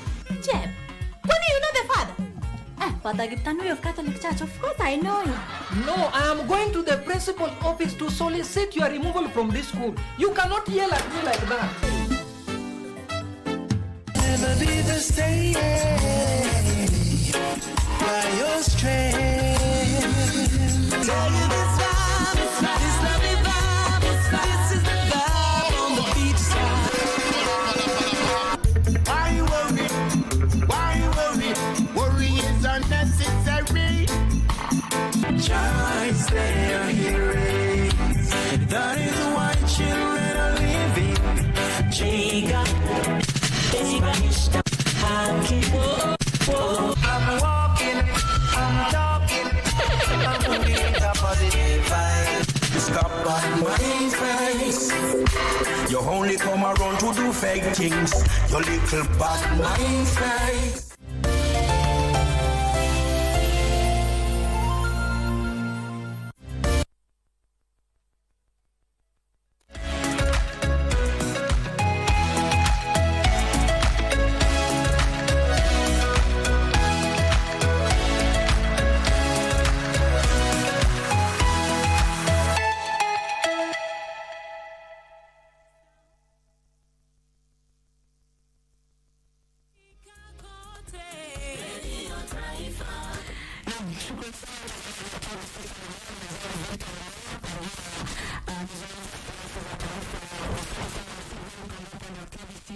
Radio Taifa Sauti ya Mkenya. Ilivyo ada, tunapatana tena Jumanne hii katika shughuli hii ya kuweza kuzungumzia masuala ambayo yanatuhusu kama taifa.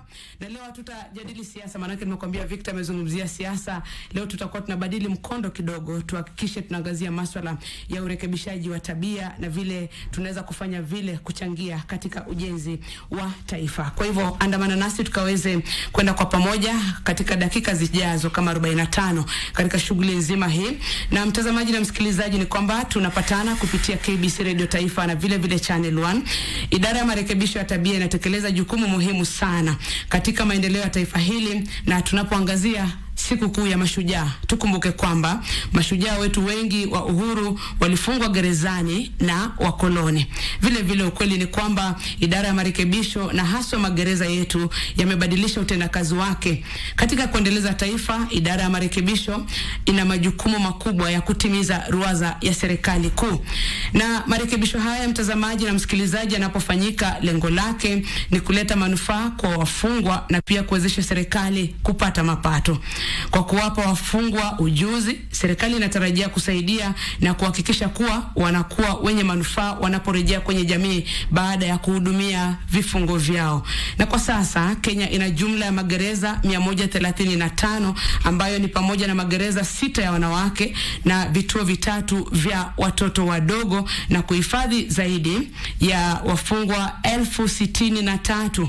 Idadi kubwa kama hii inaweka mzigo mkubwa kifedha kwa serikali ambayo lazima iwape mahitaji yao licha ya rasilimali chache. Nchi pia ina vituo vya uangalizi au probation units 142. Basi leo studioni tunaye mheshimiwa serikali iko hapa ambaye ni mheshimiwa katibu wa huduma za marekebishaji ama urekebishaji hapa nchini, ambaye ni mheshimiwa Salome Biako, ambaye anaenda kutusaidia kuelewa vipi idara hii inafanya kazi. Tunakukaribisha tukaweze kuandamana kwa pamoja hadi tamati. Karibu sana mheshimiwa katika studio zetu. Asante sana. Nashukuru kwa kunialika hapa studio. Na unapendeza kweli. Shukran. Inshallah. Asante. Na kidogo tulipokuwa tunazungumza ulikuwa umesema kwamba kila mtu na sana sana mtoto wa kike ambaye anakutizama anafaa kujua kwamba ndoto zao zinaweza kutimia kwa sababu wewe mwenyewe una safari. Labda kwa dakika moja tu safari yako ulivyokuwa unasema hadi kufikia hapa. Aswa hivyo ni kweli, manake mimi ni mtoka Kiambu, Katundu South. Lakini tulipokuwa wachanga hivi, wazazi wangu wakahamia hapa Nairobi kwa kitongoji duni ambacho ni Riruta mpakani wa Kawangware. Hatukuwa matajiri hata kidogo, lakini wazazi wangu wakajikakamua, wakatusomesha. Nikaenda shule ya msingi ya Riruta Satellite, kisha baadaye nikaenda shule ya upili ya Precious Blood Riruta, na baadaye nikaenda katika chuo kikuu cha Nairobi, Faculty of Law, nikasomea uwakili na nikawa wakili hadi Mheshimiwa Rais William Samoei Ruto aliponiteua kuwa katibu mkuu wa idara ya urekebishaji pale mwaka jana mwezi wa Julai. Ni vema kila mtu ajue, it doesn't matter mahali ulilelewa. What matters is how you dream na how determined you are, na kujikakamua na kutia bidii na kumwomba Mungu akuelekeze mpaka ufikishe ile ndoto yako. So ni kuwahimiza na kuencourage kila mtu, haswa wasichana, msife moyo. Lakini kwa wakati huu pia wanaume, msife moyo. Vijana mnakufa moyo, msife moyo. Shikilieni Mungu, be faithful to him, alafu you keep your dreams because your dreams are valid. Shukran sana, na bila shaka najua umesema hivyo pia kwa sababu siku ya Ijumaa ilikuwa siku ya kuweza kumsherehekea mtoto wa kike ulimwenguni. Ndivyo hivyo. So umesema their dreams are valid. Their dreams are valid. Asante. Shikilia hiyo dream hata kama itachukua muda, shikilia tu. Don't be impatient. God works slowly but faithfully, slow and steady. Na in that journey tukumbukange kuwa ni vizuri tuwe cool and calm and collected and focused. Asante. Tutafikia ile ndoto. Asante. Tuingie sasa katika idara ambayo rais aliweza kuteua, ambayo ni idara ya huduma za marekebisho, ambayo iko katika Wizara ya Usalama wa Kitaifa. Kwa faida ya mwananchi, idara hii inahusiana na nini haswa? Asante sana. Mwaka jana mwezi wa Julai, mtukufu rais, na ninampongeza sana, nampa shukran kwa kunipa hii kazi, manake mimi najivunia kuwa Mkenya na ni vizuri kuitumikia taifa langu. Sisi wote ni wa Kenya, we are Kenyans and Kenya is our responsibility. Kwa hivyo nampa shukran sana na ninamwambia I'll be faithful in my work. So mwaka jana mwezi wa Julai alinipo patia hii kazi katika idara ya urekebishaji. Hii idara ni mojawapo ya idara 3 katika Ministry ya Interior. kuna idara ya interior, idara ya citizen na immigration, na sasa idara ya urekebishaji. Sisi tuko katika security sector, na waziri wetu ni Profesa Kithure Kindiki, ambaye pia nampongeza manake ongoza vizuri sana, vema sana, ametupa space ya kufanya kazi na kuitumikia nchi yetu ambayo sisi tunajivunia. Sasa katika hii idara ya urekebishaji, kwa Kiingereza correctional services, ina units mbili, technical units mbili. Moja wapo ni ile unit ya magereza, yani Kenya Prison Service, na ile ingine ni unit ya probation and aftercare. Kenya Prison Service inashughulikia wale ambao wamevunja sheria na wanakaa katika magereza ama wanangojea kesi zao zisikizwe in the criminal justice system. Probation and aftercare inashughulikia wale ambao wamevunja sheria lakini wanatumikia vifungo vyao nje ya magereza. Katika hii idara tuna jumla ya 137 prisons 137 kwa wakati huu. Probation and aftercare service pia wako na jumla ya 148 stations nchi nzima. Katika haya magereza jumla ya 46 ni ya wanawake, na our mandate tangu executive order number 1 ya 2023 na ikifuatilia katiba ya 2010, mandate yetu kama correctional service ni kurekebisha watu. Tumehama kutoka kuwapiga punishment, na ndio sababu hakuna death sentence. Hata life sentence juzi koti ilimesema is unconstitutional. Kwa hivyo sisi mandate yetu ni kurekebisha hawa, yani rehabilitation, reform for purposes of reintegration. Hii kazi tunaifanyaje? Tunaifanya through vocational training, counseling and spiritual direction. Tunawapa spiritual direction. Hivyo basi katika magereza yetu tuko na workshops za vocational training. Pia tuko na formal education. Kwa mfano, mwezi ujao tarehe 26 mwezi wa Novemba, kadri ya watu 56 watagraduate in law.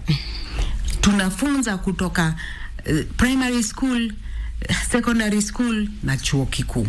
Kwa hivyo sio mafunzo tu ya kiufundi, tumezoea labda kutengeza fanicha na vitu vingine. La hata, manake wengine wa hawa wafungwa wana uwezo wa kusoma. Kama hivi karibuni tutakuwa na mmoja atakaye faulu katika utibabu, yani he will graduate in medicine.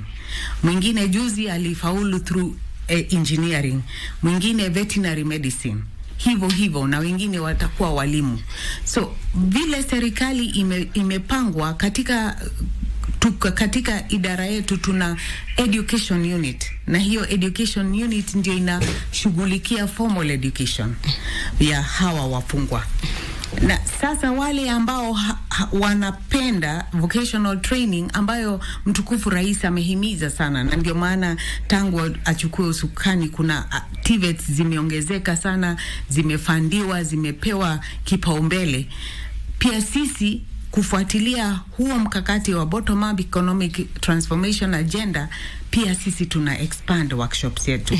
Kwa jumla tuko na 100, tuna workshops 108 nchi nzima. Hizi workshops ziko na nini? Ziko na bakery, ziko na tailoring, ziko na knitting, ziko na carpentry, ziko na construction, tuna ujenzi wa nyumba, ziko na welding, metal works, ziko na plumbing, zina train plumbing, electrical works, computer engineering, na hivi karibuni pia tuta introduce software engineering, yani kurekebisha simu. Kwa sababu gani? Kwa sababu ni lazima turekebishe hao wafungwa, na ni katika aim ya kureduce wao kurudi jela tena, yani recidivism. Tunawa equip with skills ndio wasirudi tena. Sasa katika idara yetu badilisha sheria. Tunabadilisha sheria ndio tuweze expand the vocational training space through prison farms na prison industries. Pia kuna food production, kwa sababu wengine hawa wafungwa wanapenda kulima, wanapenda maua. Tunawatrain landscaping, tunawatrain kukuza fruit trees pale Ruiru, na kwa jumla tuko na nurseries 66 nchi nzima ndio tunawatrain. Pia hivi juzi last week nilizindua fisheries department, fisheries pale Rumuruti, Laikipia County. Hiyo ni kitu tumeintroduce pia ndio tuwafunze hawa wafungwa wafanye fishing, kwa sababu the fisheries department tumeshirikiana na fisheries department, na hii ni mojawapo ya gunzo ambayo mtukufu rais amehimiza in a whole of government approach. Tunafanya kazi na idara zingine. Kwa sababu gani? Tukiongezea wale watu ambao wanakula fish, one of the things tunafanya is that we shall expand the economy. Tuta improve nutrition, tuta improve entrepreneurship, na pia hawa watu wataweza kuangalia familia zao. Umeeleza vizuri kwa kina, na wakati ulikuwa unaeleza kuhusu mambo na software engineering, kutengeza simu pia, kakumbuka mara nyingi utapata message wanasema kwamba kuja mchukue mtoto wako shuleni, na mara nyingi wanasema hizo jumbe zinatoka kule gerezani. Wajua hakuna hivyo, manake pale gerezani pale gerezani ukifika kama wewe ni mfungwa, one of the things wanafanya ni documentation, na kila unacho mkononi mwako kinachukuliwa. Tuko na stores, tunaweka stores kwa store vifadhi vya kila mtu. So mfungwa hana chochote, hana simu, hana lolote lile, kwa hivyo hawezi kutuma message. Tutarudi hapo baadaye mheshimiwa. Na katika zile ambazo umepanga kufanya kama idara, moja yazo ni masuala pia ya mashamba ili kusaidia katika ukuzaji wa chakula. Labda tusaidie kuelewa tu kama idara ya marekebisho ni kipi ambacho umefanya hasa kuhakikisha kwamba kuna usalama wa chakula hapa nchini kupitia idara hiyo ya marekebisho, na hasa pia kupitia magereza. Mojawapo ya Kenya Kwanza manifesto ya bottom up economic transformation ilikuwa food security, food production, agriculture, food production and security. Na sisi kama idara tuna mashamba, si mashamba makubwa lakini tunayo, na kama prison farms ni kadri ya pengine 26 hivi, na pale tuko na idara ya Prison Farms Directorate. Kila prison farm iko na farm manager, na pale kazi yao ni kutrain hawa wafungwa katika food production. Tuko na farms Eldoret, Ngeria Farm, Busia, Manyani, hapa Ruiru Kamiti, pia Ruiru na Kamiti, na kule kwingine kwote. Tunakuza vyakula vya aina mbalimbali. Tunakuza mahindi, maharagwe, tuna kahawa hapa Ruiru, tuna majani chai, tunakuza mahindi kule Rift Valley, hapa Rift Valley, tuna ng'ombe, tuna mbuzi, tunakuza pia palm oil, tunakuza palm oil, na sasa tunaenda into cotton seed pia. Kwa sababu gani? Tujiweze kujikimu kwa chakula, tupate food security. Mtukufu rais ametuhimiza pia idara zote ziweze kuongeza what we call revenue, revenue, na hii ni mojawapo ya ways ambazo sisi katika idara tuna increase our revenue. Juzi waziri wetu alizindua milling station pale Naivasha, ndio sisi tukivuna mahindi yetu tuna mili yenyewe, na hiyo mahindi ya huo unga wa ugali tunawapa wafungwa wetu, na imetusaidia sana. Pia mimi juzi nilienda pale Mwea na nikazindua rice farm. Tuko na rice farm kule Mea, rice farm kubwa sana. Ndio sisi pia tuna produce our own rice wa kutumiwa kwa wafungwa. Hiyo ni kuhakikisha kuwa tutakuwa na food security. Ningewahimiza wafadhili, kwa sababu hii kitu ni ya muhimu sana sana sana, waweze kuungana na sisi, watusaidie kutupatia tractors, combine harvesters, machineries tuweze ku increase our production. Manake sisi tuko na labor. Our staff force ni 34,000. Kwa hivyo tuko na supervisors. Hatujakosa supervisors, hatujakosa mashamba na hatujakosa labor. Kama tungepata wafadhili waungane na sisi, especially wafadhili ambao wako kwa agriculture space, the whole agriculture space of all kinds. Manake nimekuambia tuko na cash crops na tuko na food crops na tuko na fisheries. Wange ungana na sisi, tunge increase that production 10-fold, 30-fold. Ndio pia sisi kama idara tuchangie pakubwa katika ku enhance food security katika nchi yetu. Ambazo ni mojawazo ya agenda ya serikali ya Kenya Kwanza kupitia ile tunaita beta. Na umezungumzia masuala ya maslahi ya wale tunaweza kusema wafungwa, ama zile shughuli ambazo mnafanya kurekebisha tabia. Na mara si moja tukizungumzia idara na huduma za kurekebisha, tunaangazia sana maslahi ya wafungwa. Lakini ni nadra sana kuzungumzia maslahi ya wale maafisa wa magereza. Hebu kidogo tusaidie kuelewa, ikizingatiwa kwamba pia kulikuwa na jopo ambalo lilikuwa limebuniwa na rais chini ya jaji mstaafu David Maraga, na wakatoa mapendekezo kuhusu kuboresha pia maslahi ya wale maafisa wa magereza, maafisa wa polisi. Kwa sasa unaweza kusema labda maslahi yao wale maafisa wa magereza mnashughulikia vipi, yako bora kuliko yalivyokuwa pia? Na mshukuru rais kwa kuzindua lile jopo la Maraga Task Force ambalo lilifanya, kwa hakika lilifanya kazi nzuri sana kuangazia masahibu ya wale maafisa wa magereza. Na tangu mimi nichukue usukani pia katika zile 8 key priority areas za reform katika hii idara, mojawapo ya key reforms zinahusu hawa maafisa wa magereza, na tumefanya mengi huu mwaka mzima. Zaidi ya mwaka mzima tumefanya mengi. Moja ya ile success story tumekuwa nazo ni kuwa maafisa wetu wengi ambao hawakuwa wamepewa promotions wengi, so morali imepanda juu, wako motivated, wanapewa fedha nzuri. Number 2, tuko na training za wale maafisa wa juu. Kila mwaka mimi huwaona. Nilipochukua usukani I met them to empower them na kuwapa vision of the State Department. Vision gani? Kuwa sisi ni watumishi. When you're a leader, you are there to serve. You are there to lead your people. You are there to guide and to protect and to govern your people for the common good.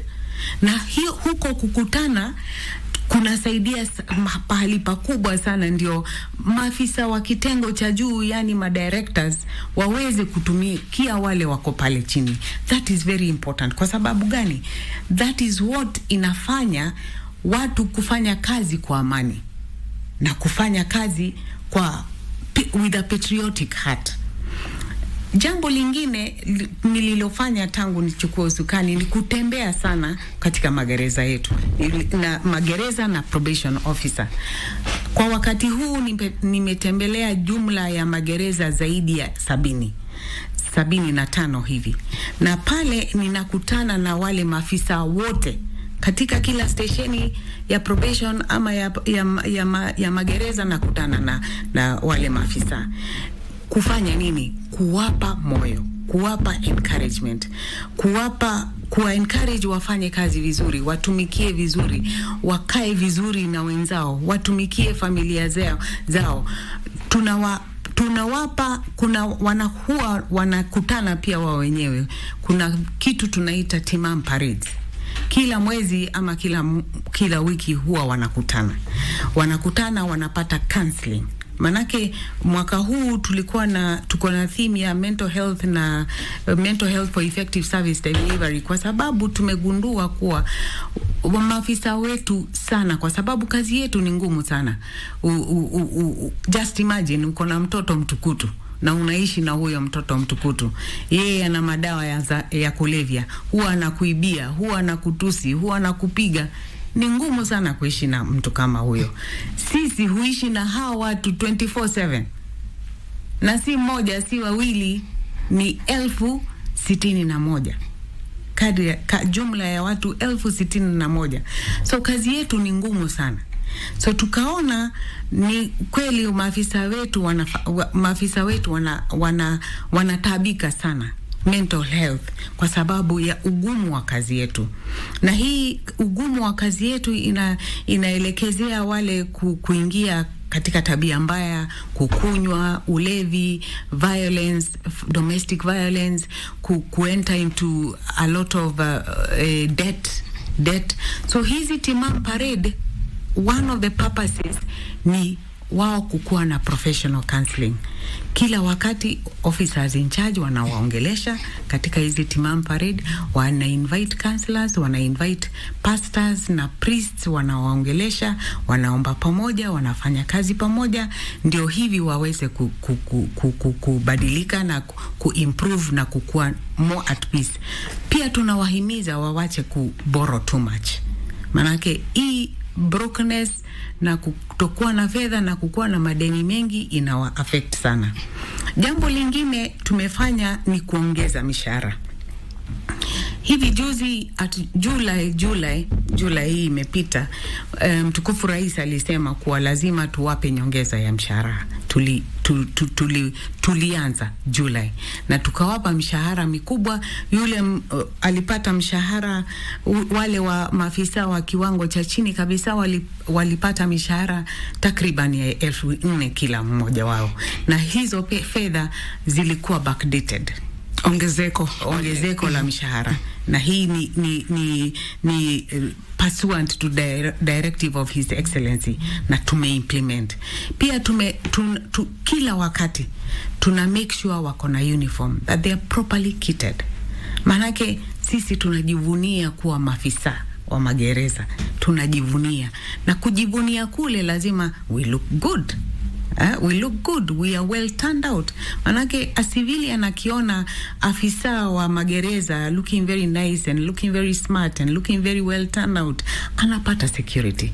So wakati wote throughout the year, kwa sababu mimi ndio accounting officer, mimi ndio ninashikilia fedha za idara, nina make sure they are properly kitted, they are properly attired. Katika ujenzi wa nyumba, ni kweli sisi hatuna nyumba za kutosha.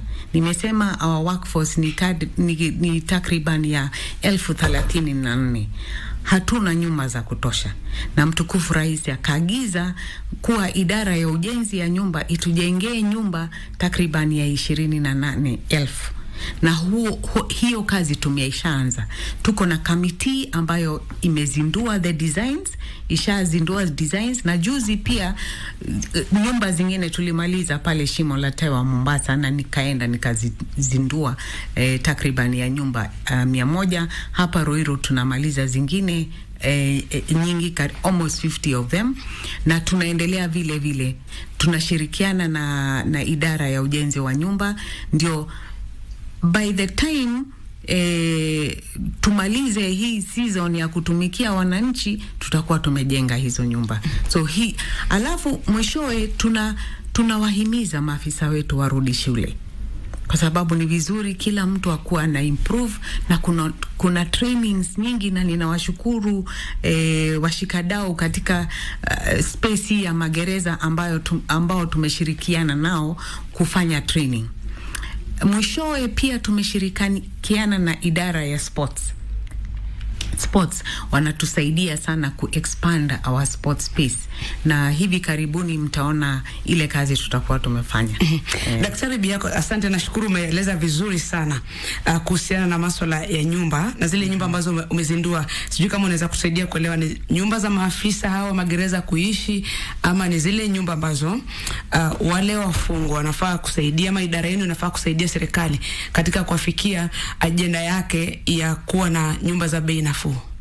Wajua, rais alisema katika ile affordable housing kutakuwa na institutional housing, yani housing za maafisa wa serikali kama KDF, Kenya Prison Service, Kenya Police Service.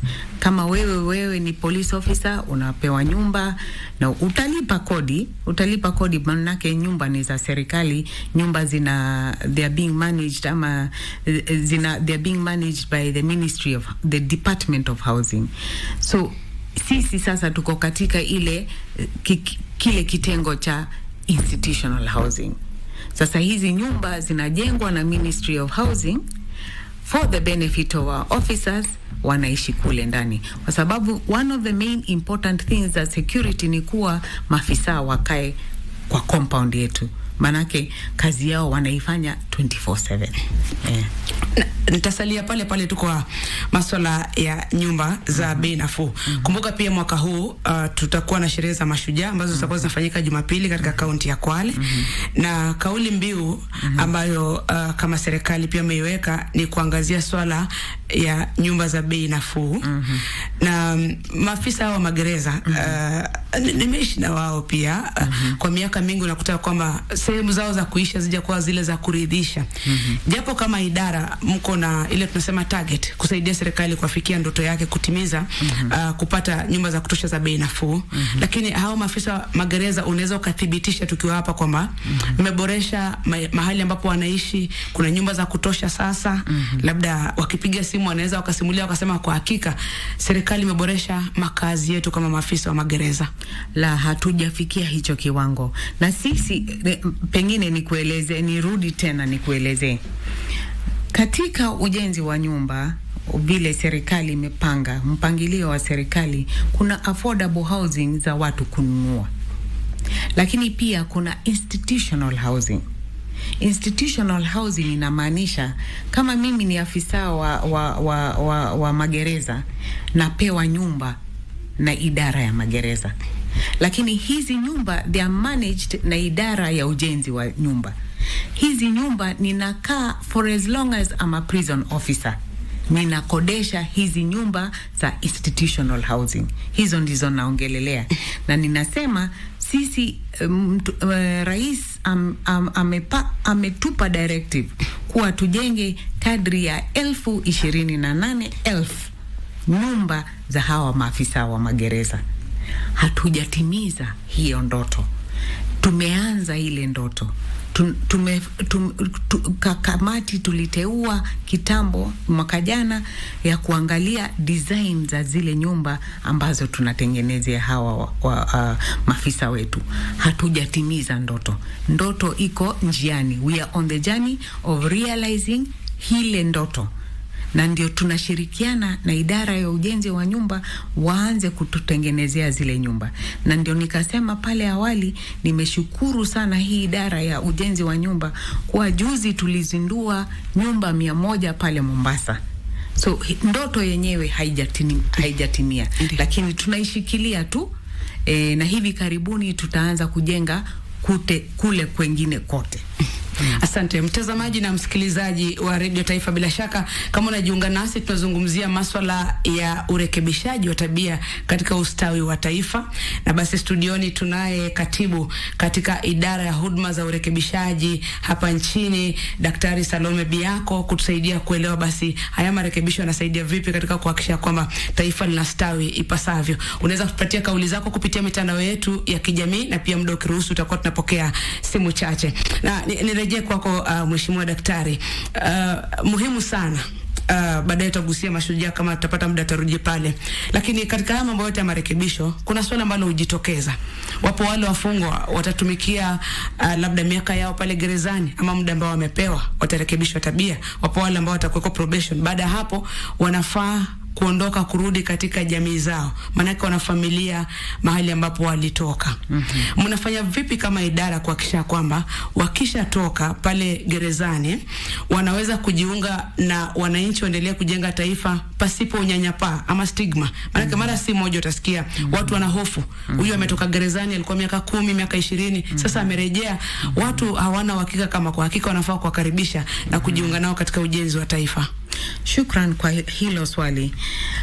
Vile nilivyoeleza hapo awali, kazi yetu ni mandhari yetu ni rehabilitation and reformation ya hawa wafungwa. Nimesema tuko na units 2. Idara magereza Kenya Prison Service, na ile ingine probation and aftercare. Kazi ya probation and aftercare ni nini? Kazi ya probation and aftercare ni kutengeneza ripoti ambazo hutumika katika idara ya mahakama kuhusu yule mfungwa, yule mvunja sheria. Hawa probation officer utengeneza ripoti kama social inquiry reports, pre-bail reports, pre-sentence reports, sentence review reports, community service reports na power of mercy reports. Hawa probation officers pia ndio wale wanaenda kule mashinani kuongea na victim, kuongea na family ya victim, kuongea na family ya ule mfungwa. Na mojawapo ya kazi yao or mandate ni kuwaleta watu pamoja, yani kufanya alternative dispute resolution through alternative justice system, kuwashikanisha. Na pia kazi yao ni kuja pale gerezani ama kwa wale ambao wanatumikia vifungo vya nje, kuongea na hawa wafungwa, kuwapa counseling, kuwapa professional counseling, kuongea nao kila wakati. Na ndio sababu katika hiki kitengo kuna kitu tunaita probation orders na aftercare. Probation and aftercare ni kuwa mtu ambaye sasa amerekebika, kila wakati lazima report kwa ofisi ya probation officer, akuja ajieleze anaendeleaje na maisha yake kama anabadilika. Na pia huyu probation officer pia anaenda anaongea na community, anaongea na chief, anaongea na elders, anaenda anaongea na wale wa nyumba 10 na pia community. Hiyo ina manufaa ya kuwa yeye huyu probation officer ndiye anayehimiza society kwa huyu amebadilika. Na sisi tunasaidiaje baada ya probation officer kufanya kazi? Kwa uwezo wangu katika ofisi yangu ya principal secretary, tuna kitengo kidogo ambacho tunasaidia huyu mfungwa, tunampa vifaa vya kazi. Kama yeye anapenda useremala, tunampatia vikazi, equipment, tools, aende afanye hiyo kazi ya useremala. Kama yeye anapenda ushonaji, tunampatia machine, kama tailoring machine, aende ashone, aende anzishe hiyo kazi na fedha kidogo. Nani anamsupervise? Ni probation officer.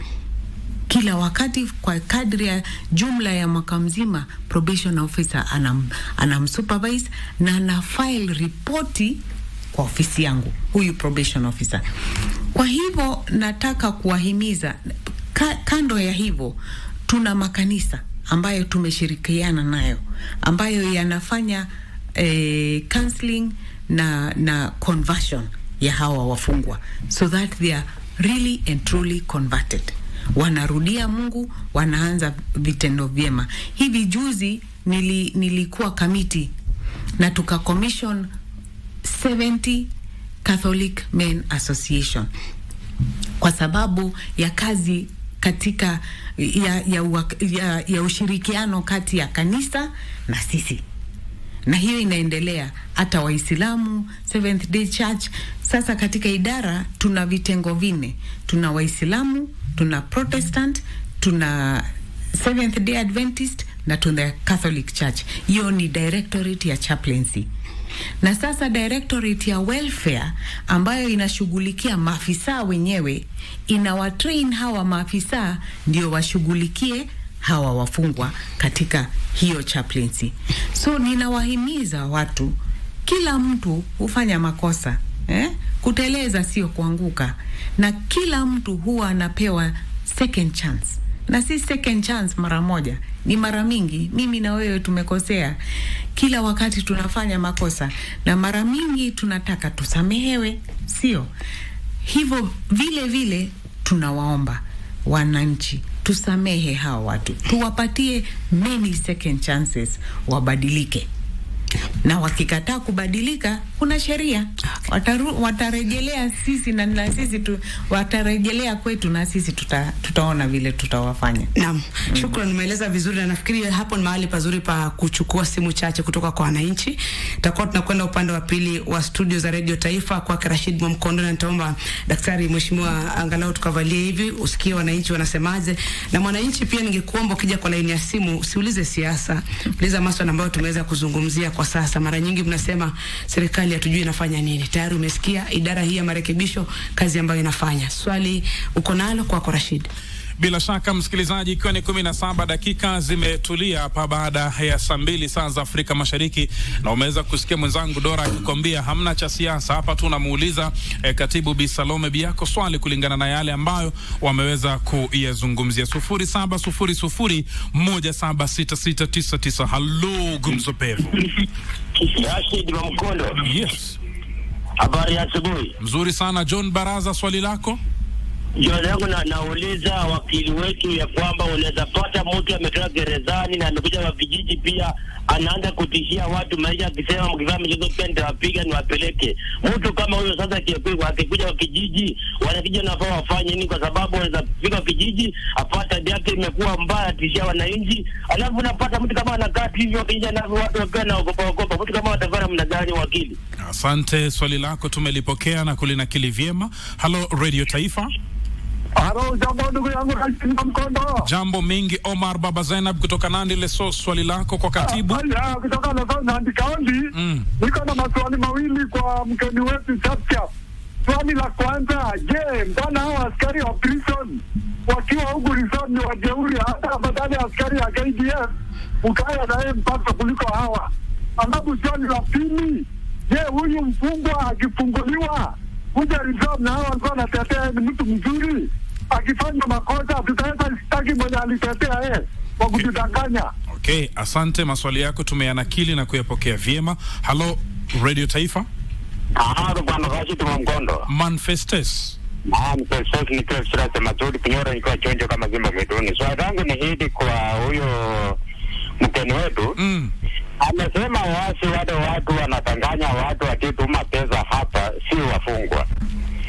Ati wananyang'anya simu wananyang'anywa ndio zinawekwa, lakini hizo simu ndio kiteka uchumi. Aenda chunguze sana, arudi aseme kama mimi natanganya. Ndio kiteka uchumi cha wafungwa, na hao watu wanafanya kazi kwa magereza. Shukrani. Naam Rashid. Right, na msikilizaji, muda ukiruhusu utarejea kwako baadaye. Wacha tumruhusu katibu akaweze kujibu haya maswali. Unaweza kujibu yale maswali kutoka kwa wananchi. Sijui ungependa kuanza na lipi? Tuna dakika chache. Wacha ni mix. Nilivyosema hapo awali kuwa sisi mandate yetu ni kurekebisha hawa wafungwa, to rehabilitate, to reform for purposes of reintegration. Na tuna kazi nyingi ambazo tunafanya.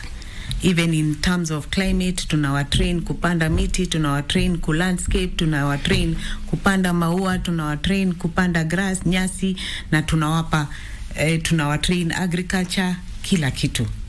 Lakini kuna principle inaitwa principle of freedom. Kila mtu ambaye ameumbwa na Mungu amepewa haki ya kuchagua kufanya mema au mabaya.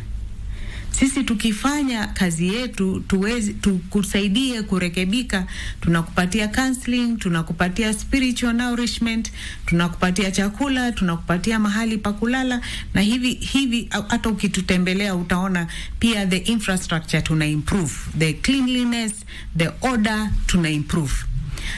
Lakini mwishowe wewe una haki ya kuchagua to do good or to do evil. You have the freedom. Hiyo ni kipawa Mungu alipatia kila mtu. Wewe ukichagua kurudi kule mashinani, kule kwa kijiji, kuwasumbua wale wengine, kuna sheria. Na ni vile nimesema sisi ni wizara nzima. Mwenzangu pale PS Raymond Omolo amekungoja pale. Wewe ukivunja sheria tena, askari wake watakushika. Ukivunja sheria utapelekwa jela tena na utakaa pale na you will be denied your liberty. So yule aliyeuliza hili swali kuwa wengine hawabadiliki, ajue kuwa wale wakikosa tena wanarejeshwa gerezani, wanarejeshwa mahakamani, wananyimwa haki yao. Manake the greatest strain kwa mtu yeyote ni kunyimwa haki, the liberty of movement. So akiwa pale gerezani atakaa. So na sheria itachukuliwa. Na kuna mmoja kabla tusonge mbele, nafikiri mengine umeyachanganya kwa pamoja, ambaye amesema kwamba ulitaja kuhusu probation officer ambao wanasaidia kuhakikisha kwamba wanarudi katika jamii. Sasa akirudi huyu mfungwa na anaendelea kufanya makosa. Sasa alikuwa anauliza wana haki ya kumshtaki yule probation officer, manake itakuwa ni kama aliwadanganya kwamba huyo amebadilika. Hapana, wajua kuna sheria. Idara ya mahakama huwa inapatia mtu kifungo cha muda fulani. Kama utafungwa miaka 2. Miaka yako 2 ikipita unareleasiwa, sio? Probation officer hawezi kukataza mahakama kusema utafungwa kwa miaka fulani. Sasa ukifungwa kwa miaka 2, baada ya kutumikia kifungo chako unareleasiwa, unakuwa mtu huru. Wewe ukirudi kule nyumbani, tabia yako ndio itasema kama wewe utakaa pale kijijini ama utarudi gerezani. Ukivunja sheria tena unarudishwa. Na probation officer ataulizwa na koti, huyu jamaa amefanya nini tena? Probation officer ataenda pale afanye social inquiry, aongee na victim, aongee na community, andike ripoti. Aseme huyu jamaa alireleasiwa lakini amerejelea ile tabia yake mbaya. Kwa ufupi tu kabla tusonge mbele, hili swali limeulizwa, nilikuwa nimekuuliza hapo awali, sijui utasemaje kuhusu tuhuma ama madai kwamba watu wanatuma jumbe kutoka gerezani. Umesema huwa wananyang'anywa simu, hawakai na simu, lakini kuna msikilizaji amesema utapokea message na kuambia kwamba nimepata ajali, mtoto tuma school fees kwa hii namba, shule zimefungwa, tuma fare. Kwa hakika wajua katika magereza kuna kitu ambacho tunaita standard operating procedures, SOPs, standard operating procedure. Kuna procedure. Mtu akifungwa, tuseme mtu ameshikwa na koti, pengine koti limesema yeye akae rumande ama amefungwa sasa. Akija pale ofisi yetu, what are the standard operating procedure? The standard operating procedures, number 1 ni kila kitu anacho. Kama ni pesa, kama ni fedha, kama ni nguo zake zinachukuliwa. Kama ni simu, kila kitu. Alafu anapewa uniform yake. So kila mfungwa hakuna mfungwa hukaa na vitu zake. Kila mfungwa vitu zake huwa zimefungiwa mahali fulani. Tuseme pengine kuna wale maafisa ambao they are not honest, lakini wao ni wachache sana. Wacha nikudhibitishie. Katika mwaka wa 1221 hivi, takwimu zilisema kuwa maafisa ambao hawakuwa na nidhamu walikuwa kadri ya 120 ambao walipatwa kuwa wamekosa nidhamu. 120. Lakini tunaona maofisa wangapi? Tuna maofisa takriban ya 34,000. Okay. Unaona? So they are the minority. So pengine wale minority moja ama wawili pale ni watukutu. Lakini in general hakuna prisoner officer, hakuna mfungwa kukaa na vifaa vyake. Asante sana daktari. Asante, umeeleza vizuri. Muda unanikimbiza na haya mambo mawili yana umuhimu pia sana. Jambo la kwanza, baada ya sherehe za mashujaa tutakuwa na wiki ya marekebisho, huduma za marekebisho. Zungumzia hilo kwa ufupi sana, na kauli mbiu nimeona mnataka kuangazia masuala ya afya ya akili, sehemu za kazi. Gusia kwa ufupi tu na kwa nini kauli mbiu hiyo ya afya ya akili. Asante sana Dora. Huu mwaka tuliangazia kila mwaka tuko na theme. Mwaka huu tukasema kama correctional services, theme yetu ni mental health and wellness for effective service delivery for all officers in Kenya Prison Service na probation and aftercare. So hiyo ndio theme imerun the whole year, ndio waweze kufanya. So ina culminate na wiki ijayo ambapo tutakuwa na correctional service week. Purpose ya correctional service week ni kucelebrate the activities ambayo kama idara tumefanya katika kile stesheni. So kutakuwa na activities katika kila stesheni. Alafu hapa Nairobi tutakuwa na kongomano, yani conference, ambayo pale mimi na wenzangu maafisa wenzangu wa juu celebrate na to award the best performance katika hii sekta ya idara. Wale ambao wamekuwa innovative in policy making, in working well, in being proactive, in climate change, in greening their stations, in beautifying their stations and landscaping their stations. Wale maafisa ambao wamefanya kazi vizuri zaidi tutakuwa tukiwa celebrate na tukiwa award. Sasa lakini katika hiyo wiki tutakuwa hii wiki ijayo katika Correctional Service Week tutakuwa tukiangazia kwa kinagaubaga hii mental health and wellness kwa service yetu yote, na vile tuna deal na mental health challenges, stress, depression, anxiety, financial management, landscaping for mental health, beautifying our station for mental health, na how we relate with one another, how we work together, how we use spirituality for improving our mental health, how we use counseling for improving our mental health. Tarehe itakuwa wiki ijayo, tarehe 22 hadi 24. Na ninawahimiza Wakenya wenzangu tujivunie kuwa Wakenya. Angalieni kwa mtandao, mtakuwa mkituona how we are carrying out that conference. Participate in that conference kwa mtandao, kwa social media, kwa Twitter, kwa WhatsApp, kwa mtandao. Tunawahimiza Wakenya, tafadhali participate. Mheshimiwa, sijui kama mna mikakati gani ambayo mmeweka kuhakikisha kwamba pia mnapunguza idadi ya wafungwa katika magereza, ile decongesting prisons. Kuna kitu ambacho mnafanya? Shukran. Katika ile idara ya probation, unit ya probation, kuna unit hapo ndani inaitwa community service orders. Purpose ya community service orders ni kuwafanya wafungwa ambao wamefanya makosa madogo kutumikia vifungo vya nje. Sasa probation officer anaenda pale gerezani, anaandika ripoti, anasema huyu mfungwa ana nidhamu, ni vema atumikie kifungo cha nje.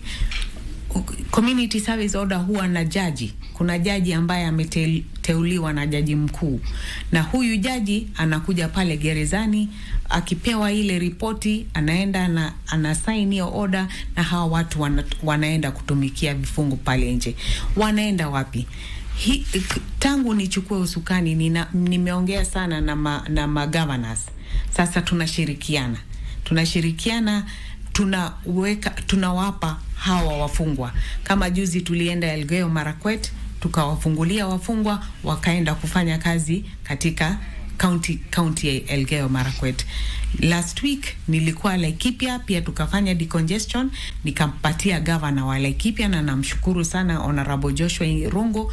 Watu wangu wakaenda kufanya kazi katika county, kupanda miti, kukata nyasi, kuosha mahospitali, kumsaidia kutengeneza mashule. Hiyo ndio kazi wanafanya, na ni vizuri.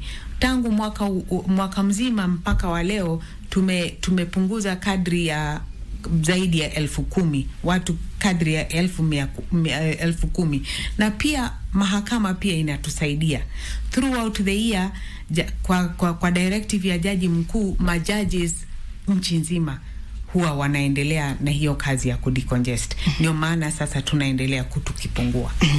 Naona muda haunasi, na mwelekezo wangu ananiambia Dora lazima umalize, na mheshimiwa kuna mengi tu ambayo tujagusia. Nilikuwa nataka kujua baadhi ya yale ambayo mnaweza kujivunia kama reforms ambazo mmefanya, lakini ulikuwa umegusia chache katika masuala ya police reforms. Kuna kitu ambacho labda ungependa kutaja? Pia najivunia kuwa our station sasa embrace, tumekubali mwaliko wa rais wa green Kenya. Stationi zetu landscape, improve infrastructure, tumepanda miti, tumepanda nyasi, tumepanda maua, na hii ni katika ile hali ya ensure that our environment is beautiful, our environment is worth working in, na hilo ni jambo ambalo nimejivunia sana. Na pia tumepanda miti ya matunda. tumepanda miti ya matunda kila mahali, ndio tujivunie pia diet yetu kama maafisa na wafungwa pia ni ime-improve. Na hilo ni jambo ambalo nimejivunia sana. Na of course nimejivunia ya hii Correctional Service Week. Hatujawahi kuwa na Correctional Service Week hii ni jambo ambalo mimi mwenyewe nilizindua na tumejivunia, manake tuna celebrate ile kazi sisi tunafanya, tunaangazia ile kazi tunafanya na tunaonyesha watu sisi kweli ni watumishi wa Kenya, na sisi tunajivunia kuwa wa Kenya, na tunajivunia na tunashukuru ile kazi Mungu ametupatia kama maafisa wa idara ya urekebishaji. Kwa sekunde 30 ukitazama hii kamera, labda Wakenya watarajie nini kupitia idara yako ya marekebisho katika siku za kwenda mbele? Mtegemee kuwa tukirekebisha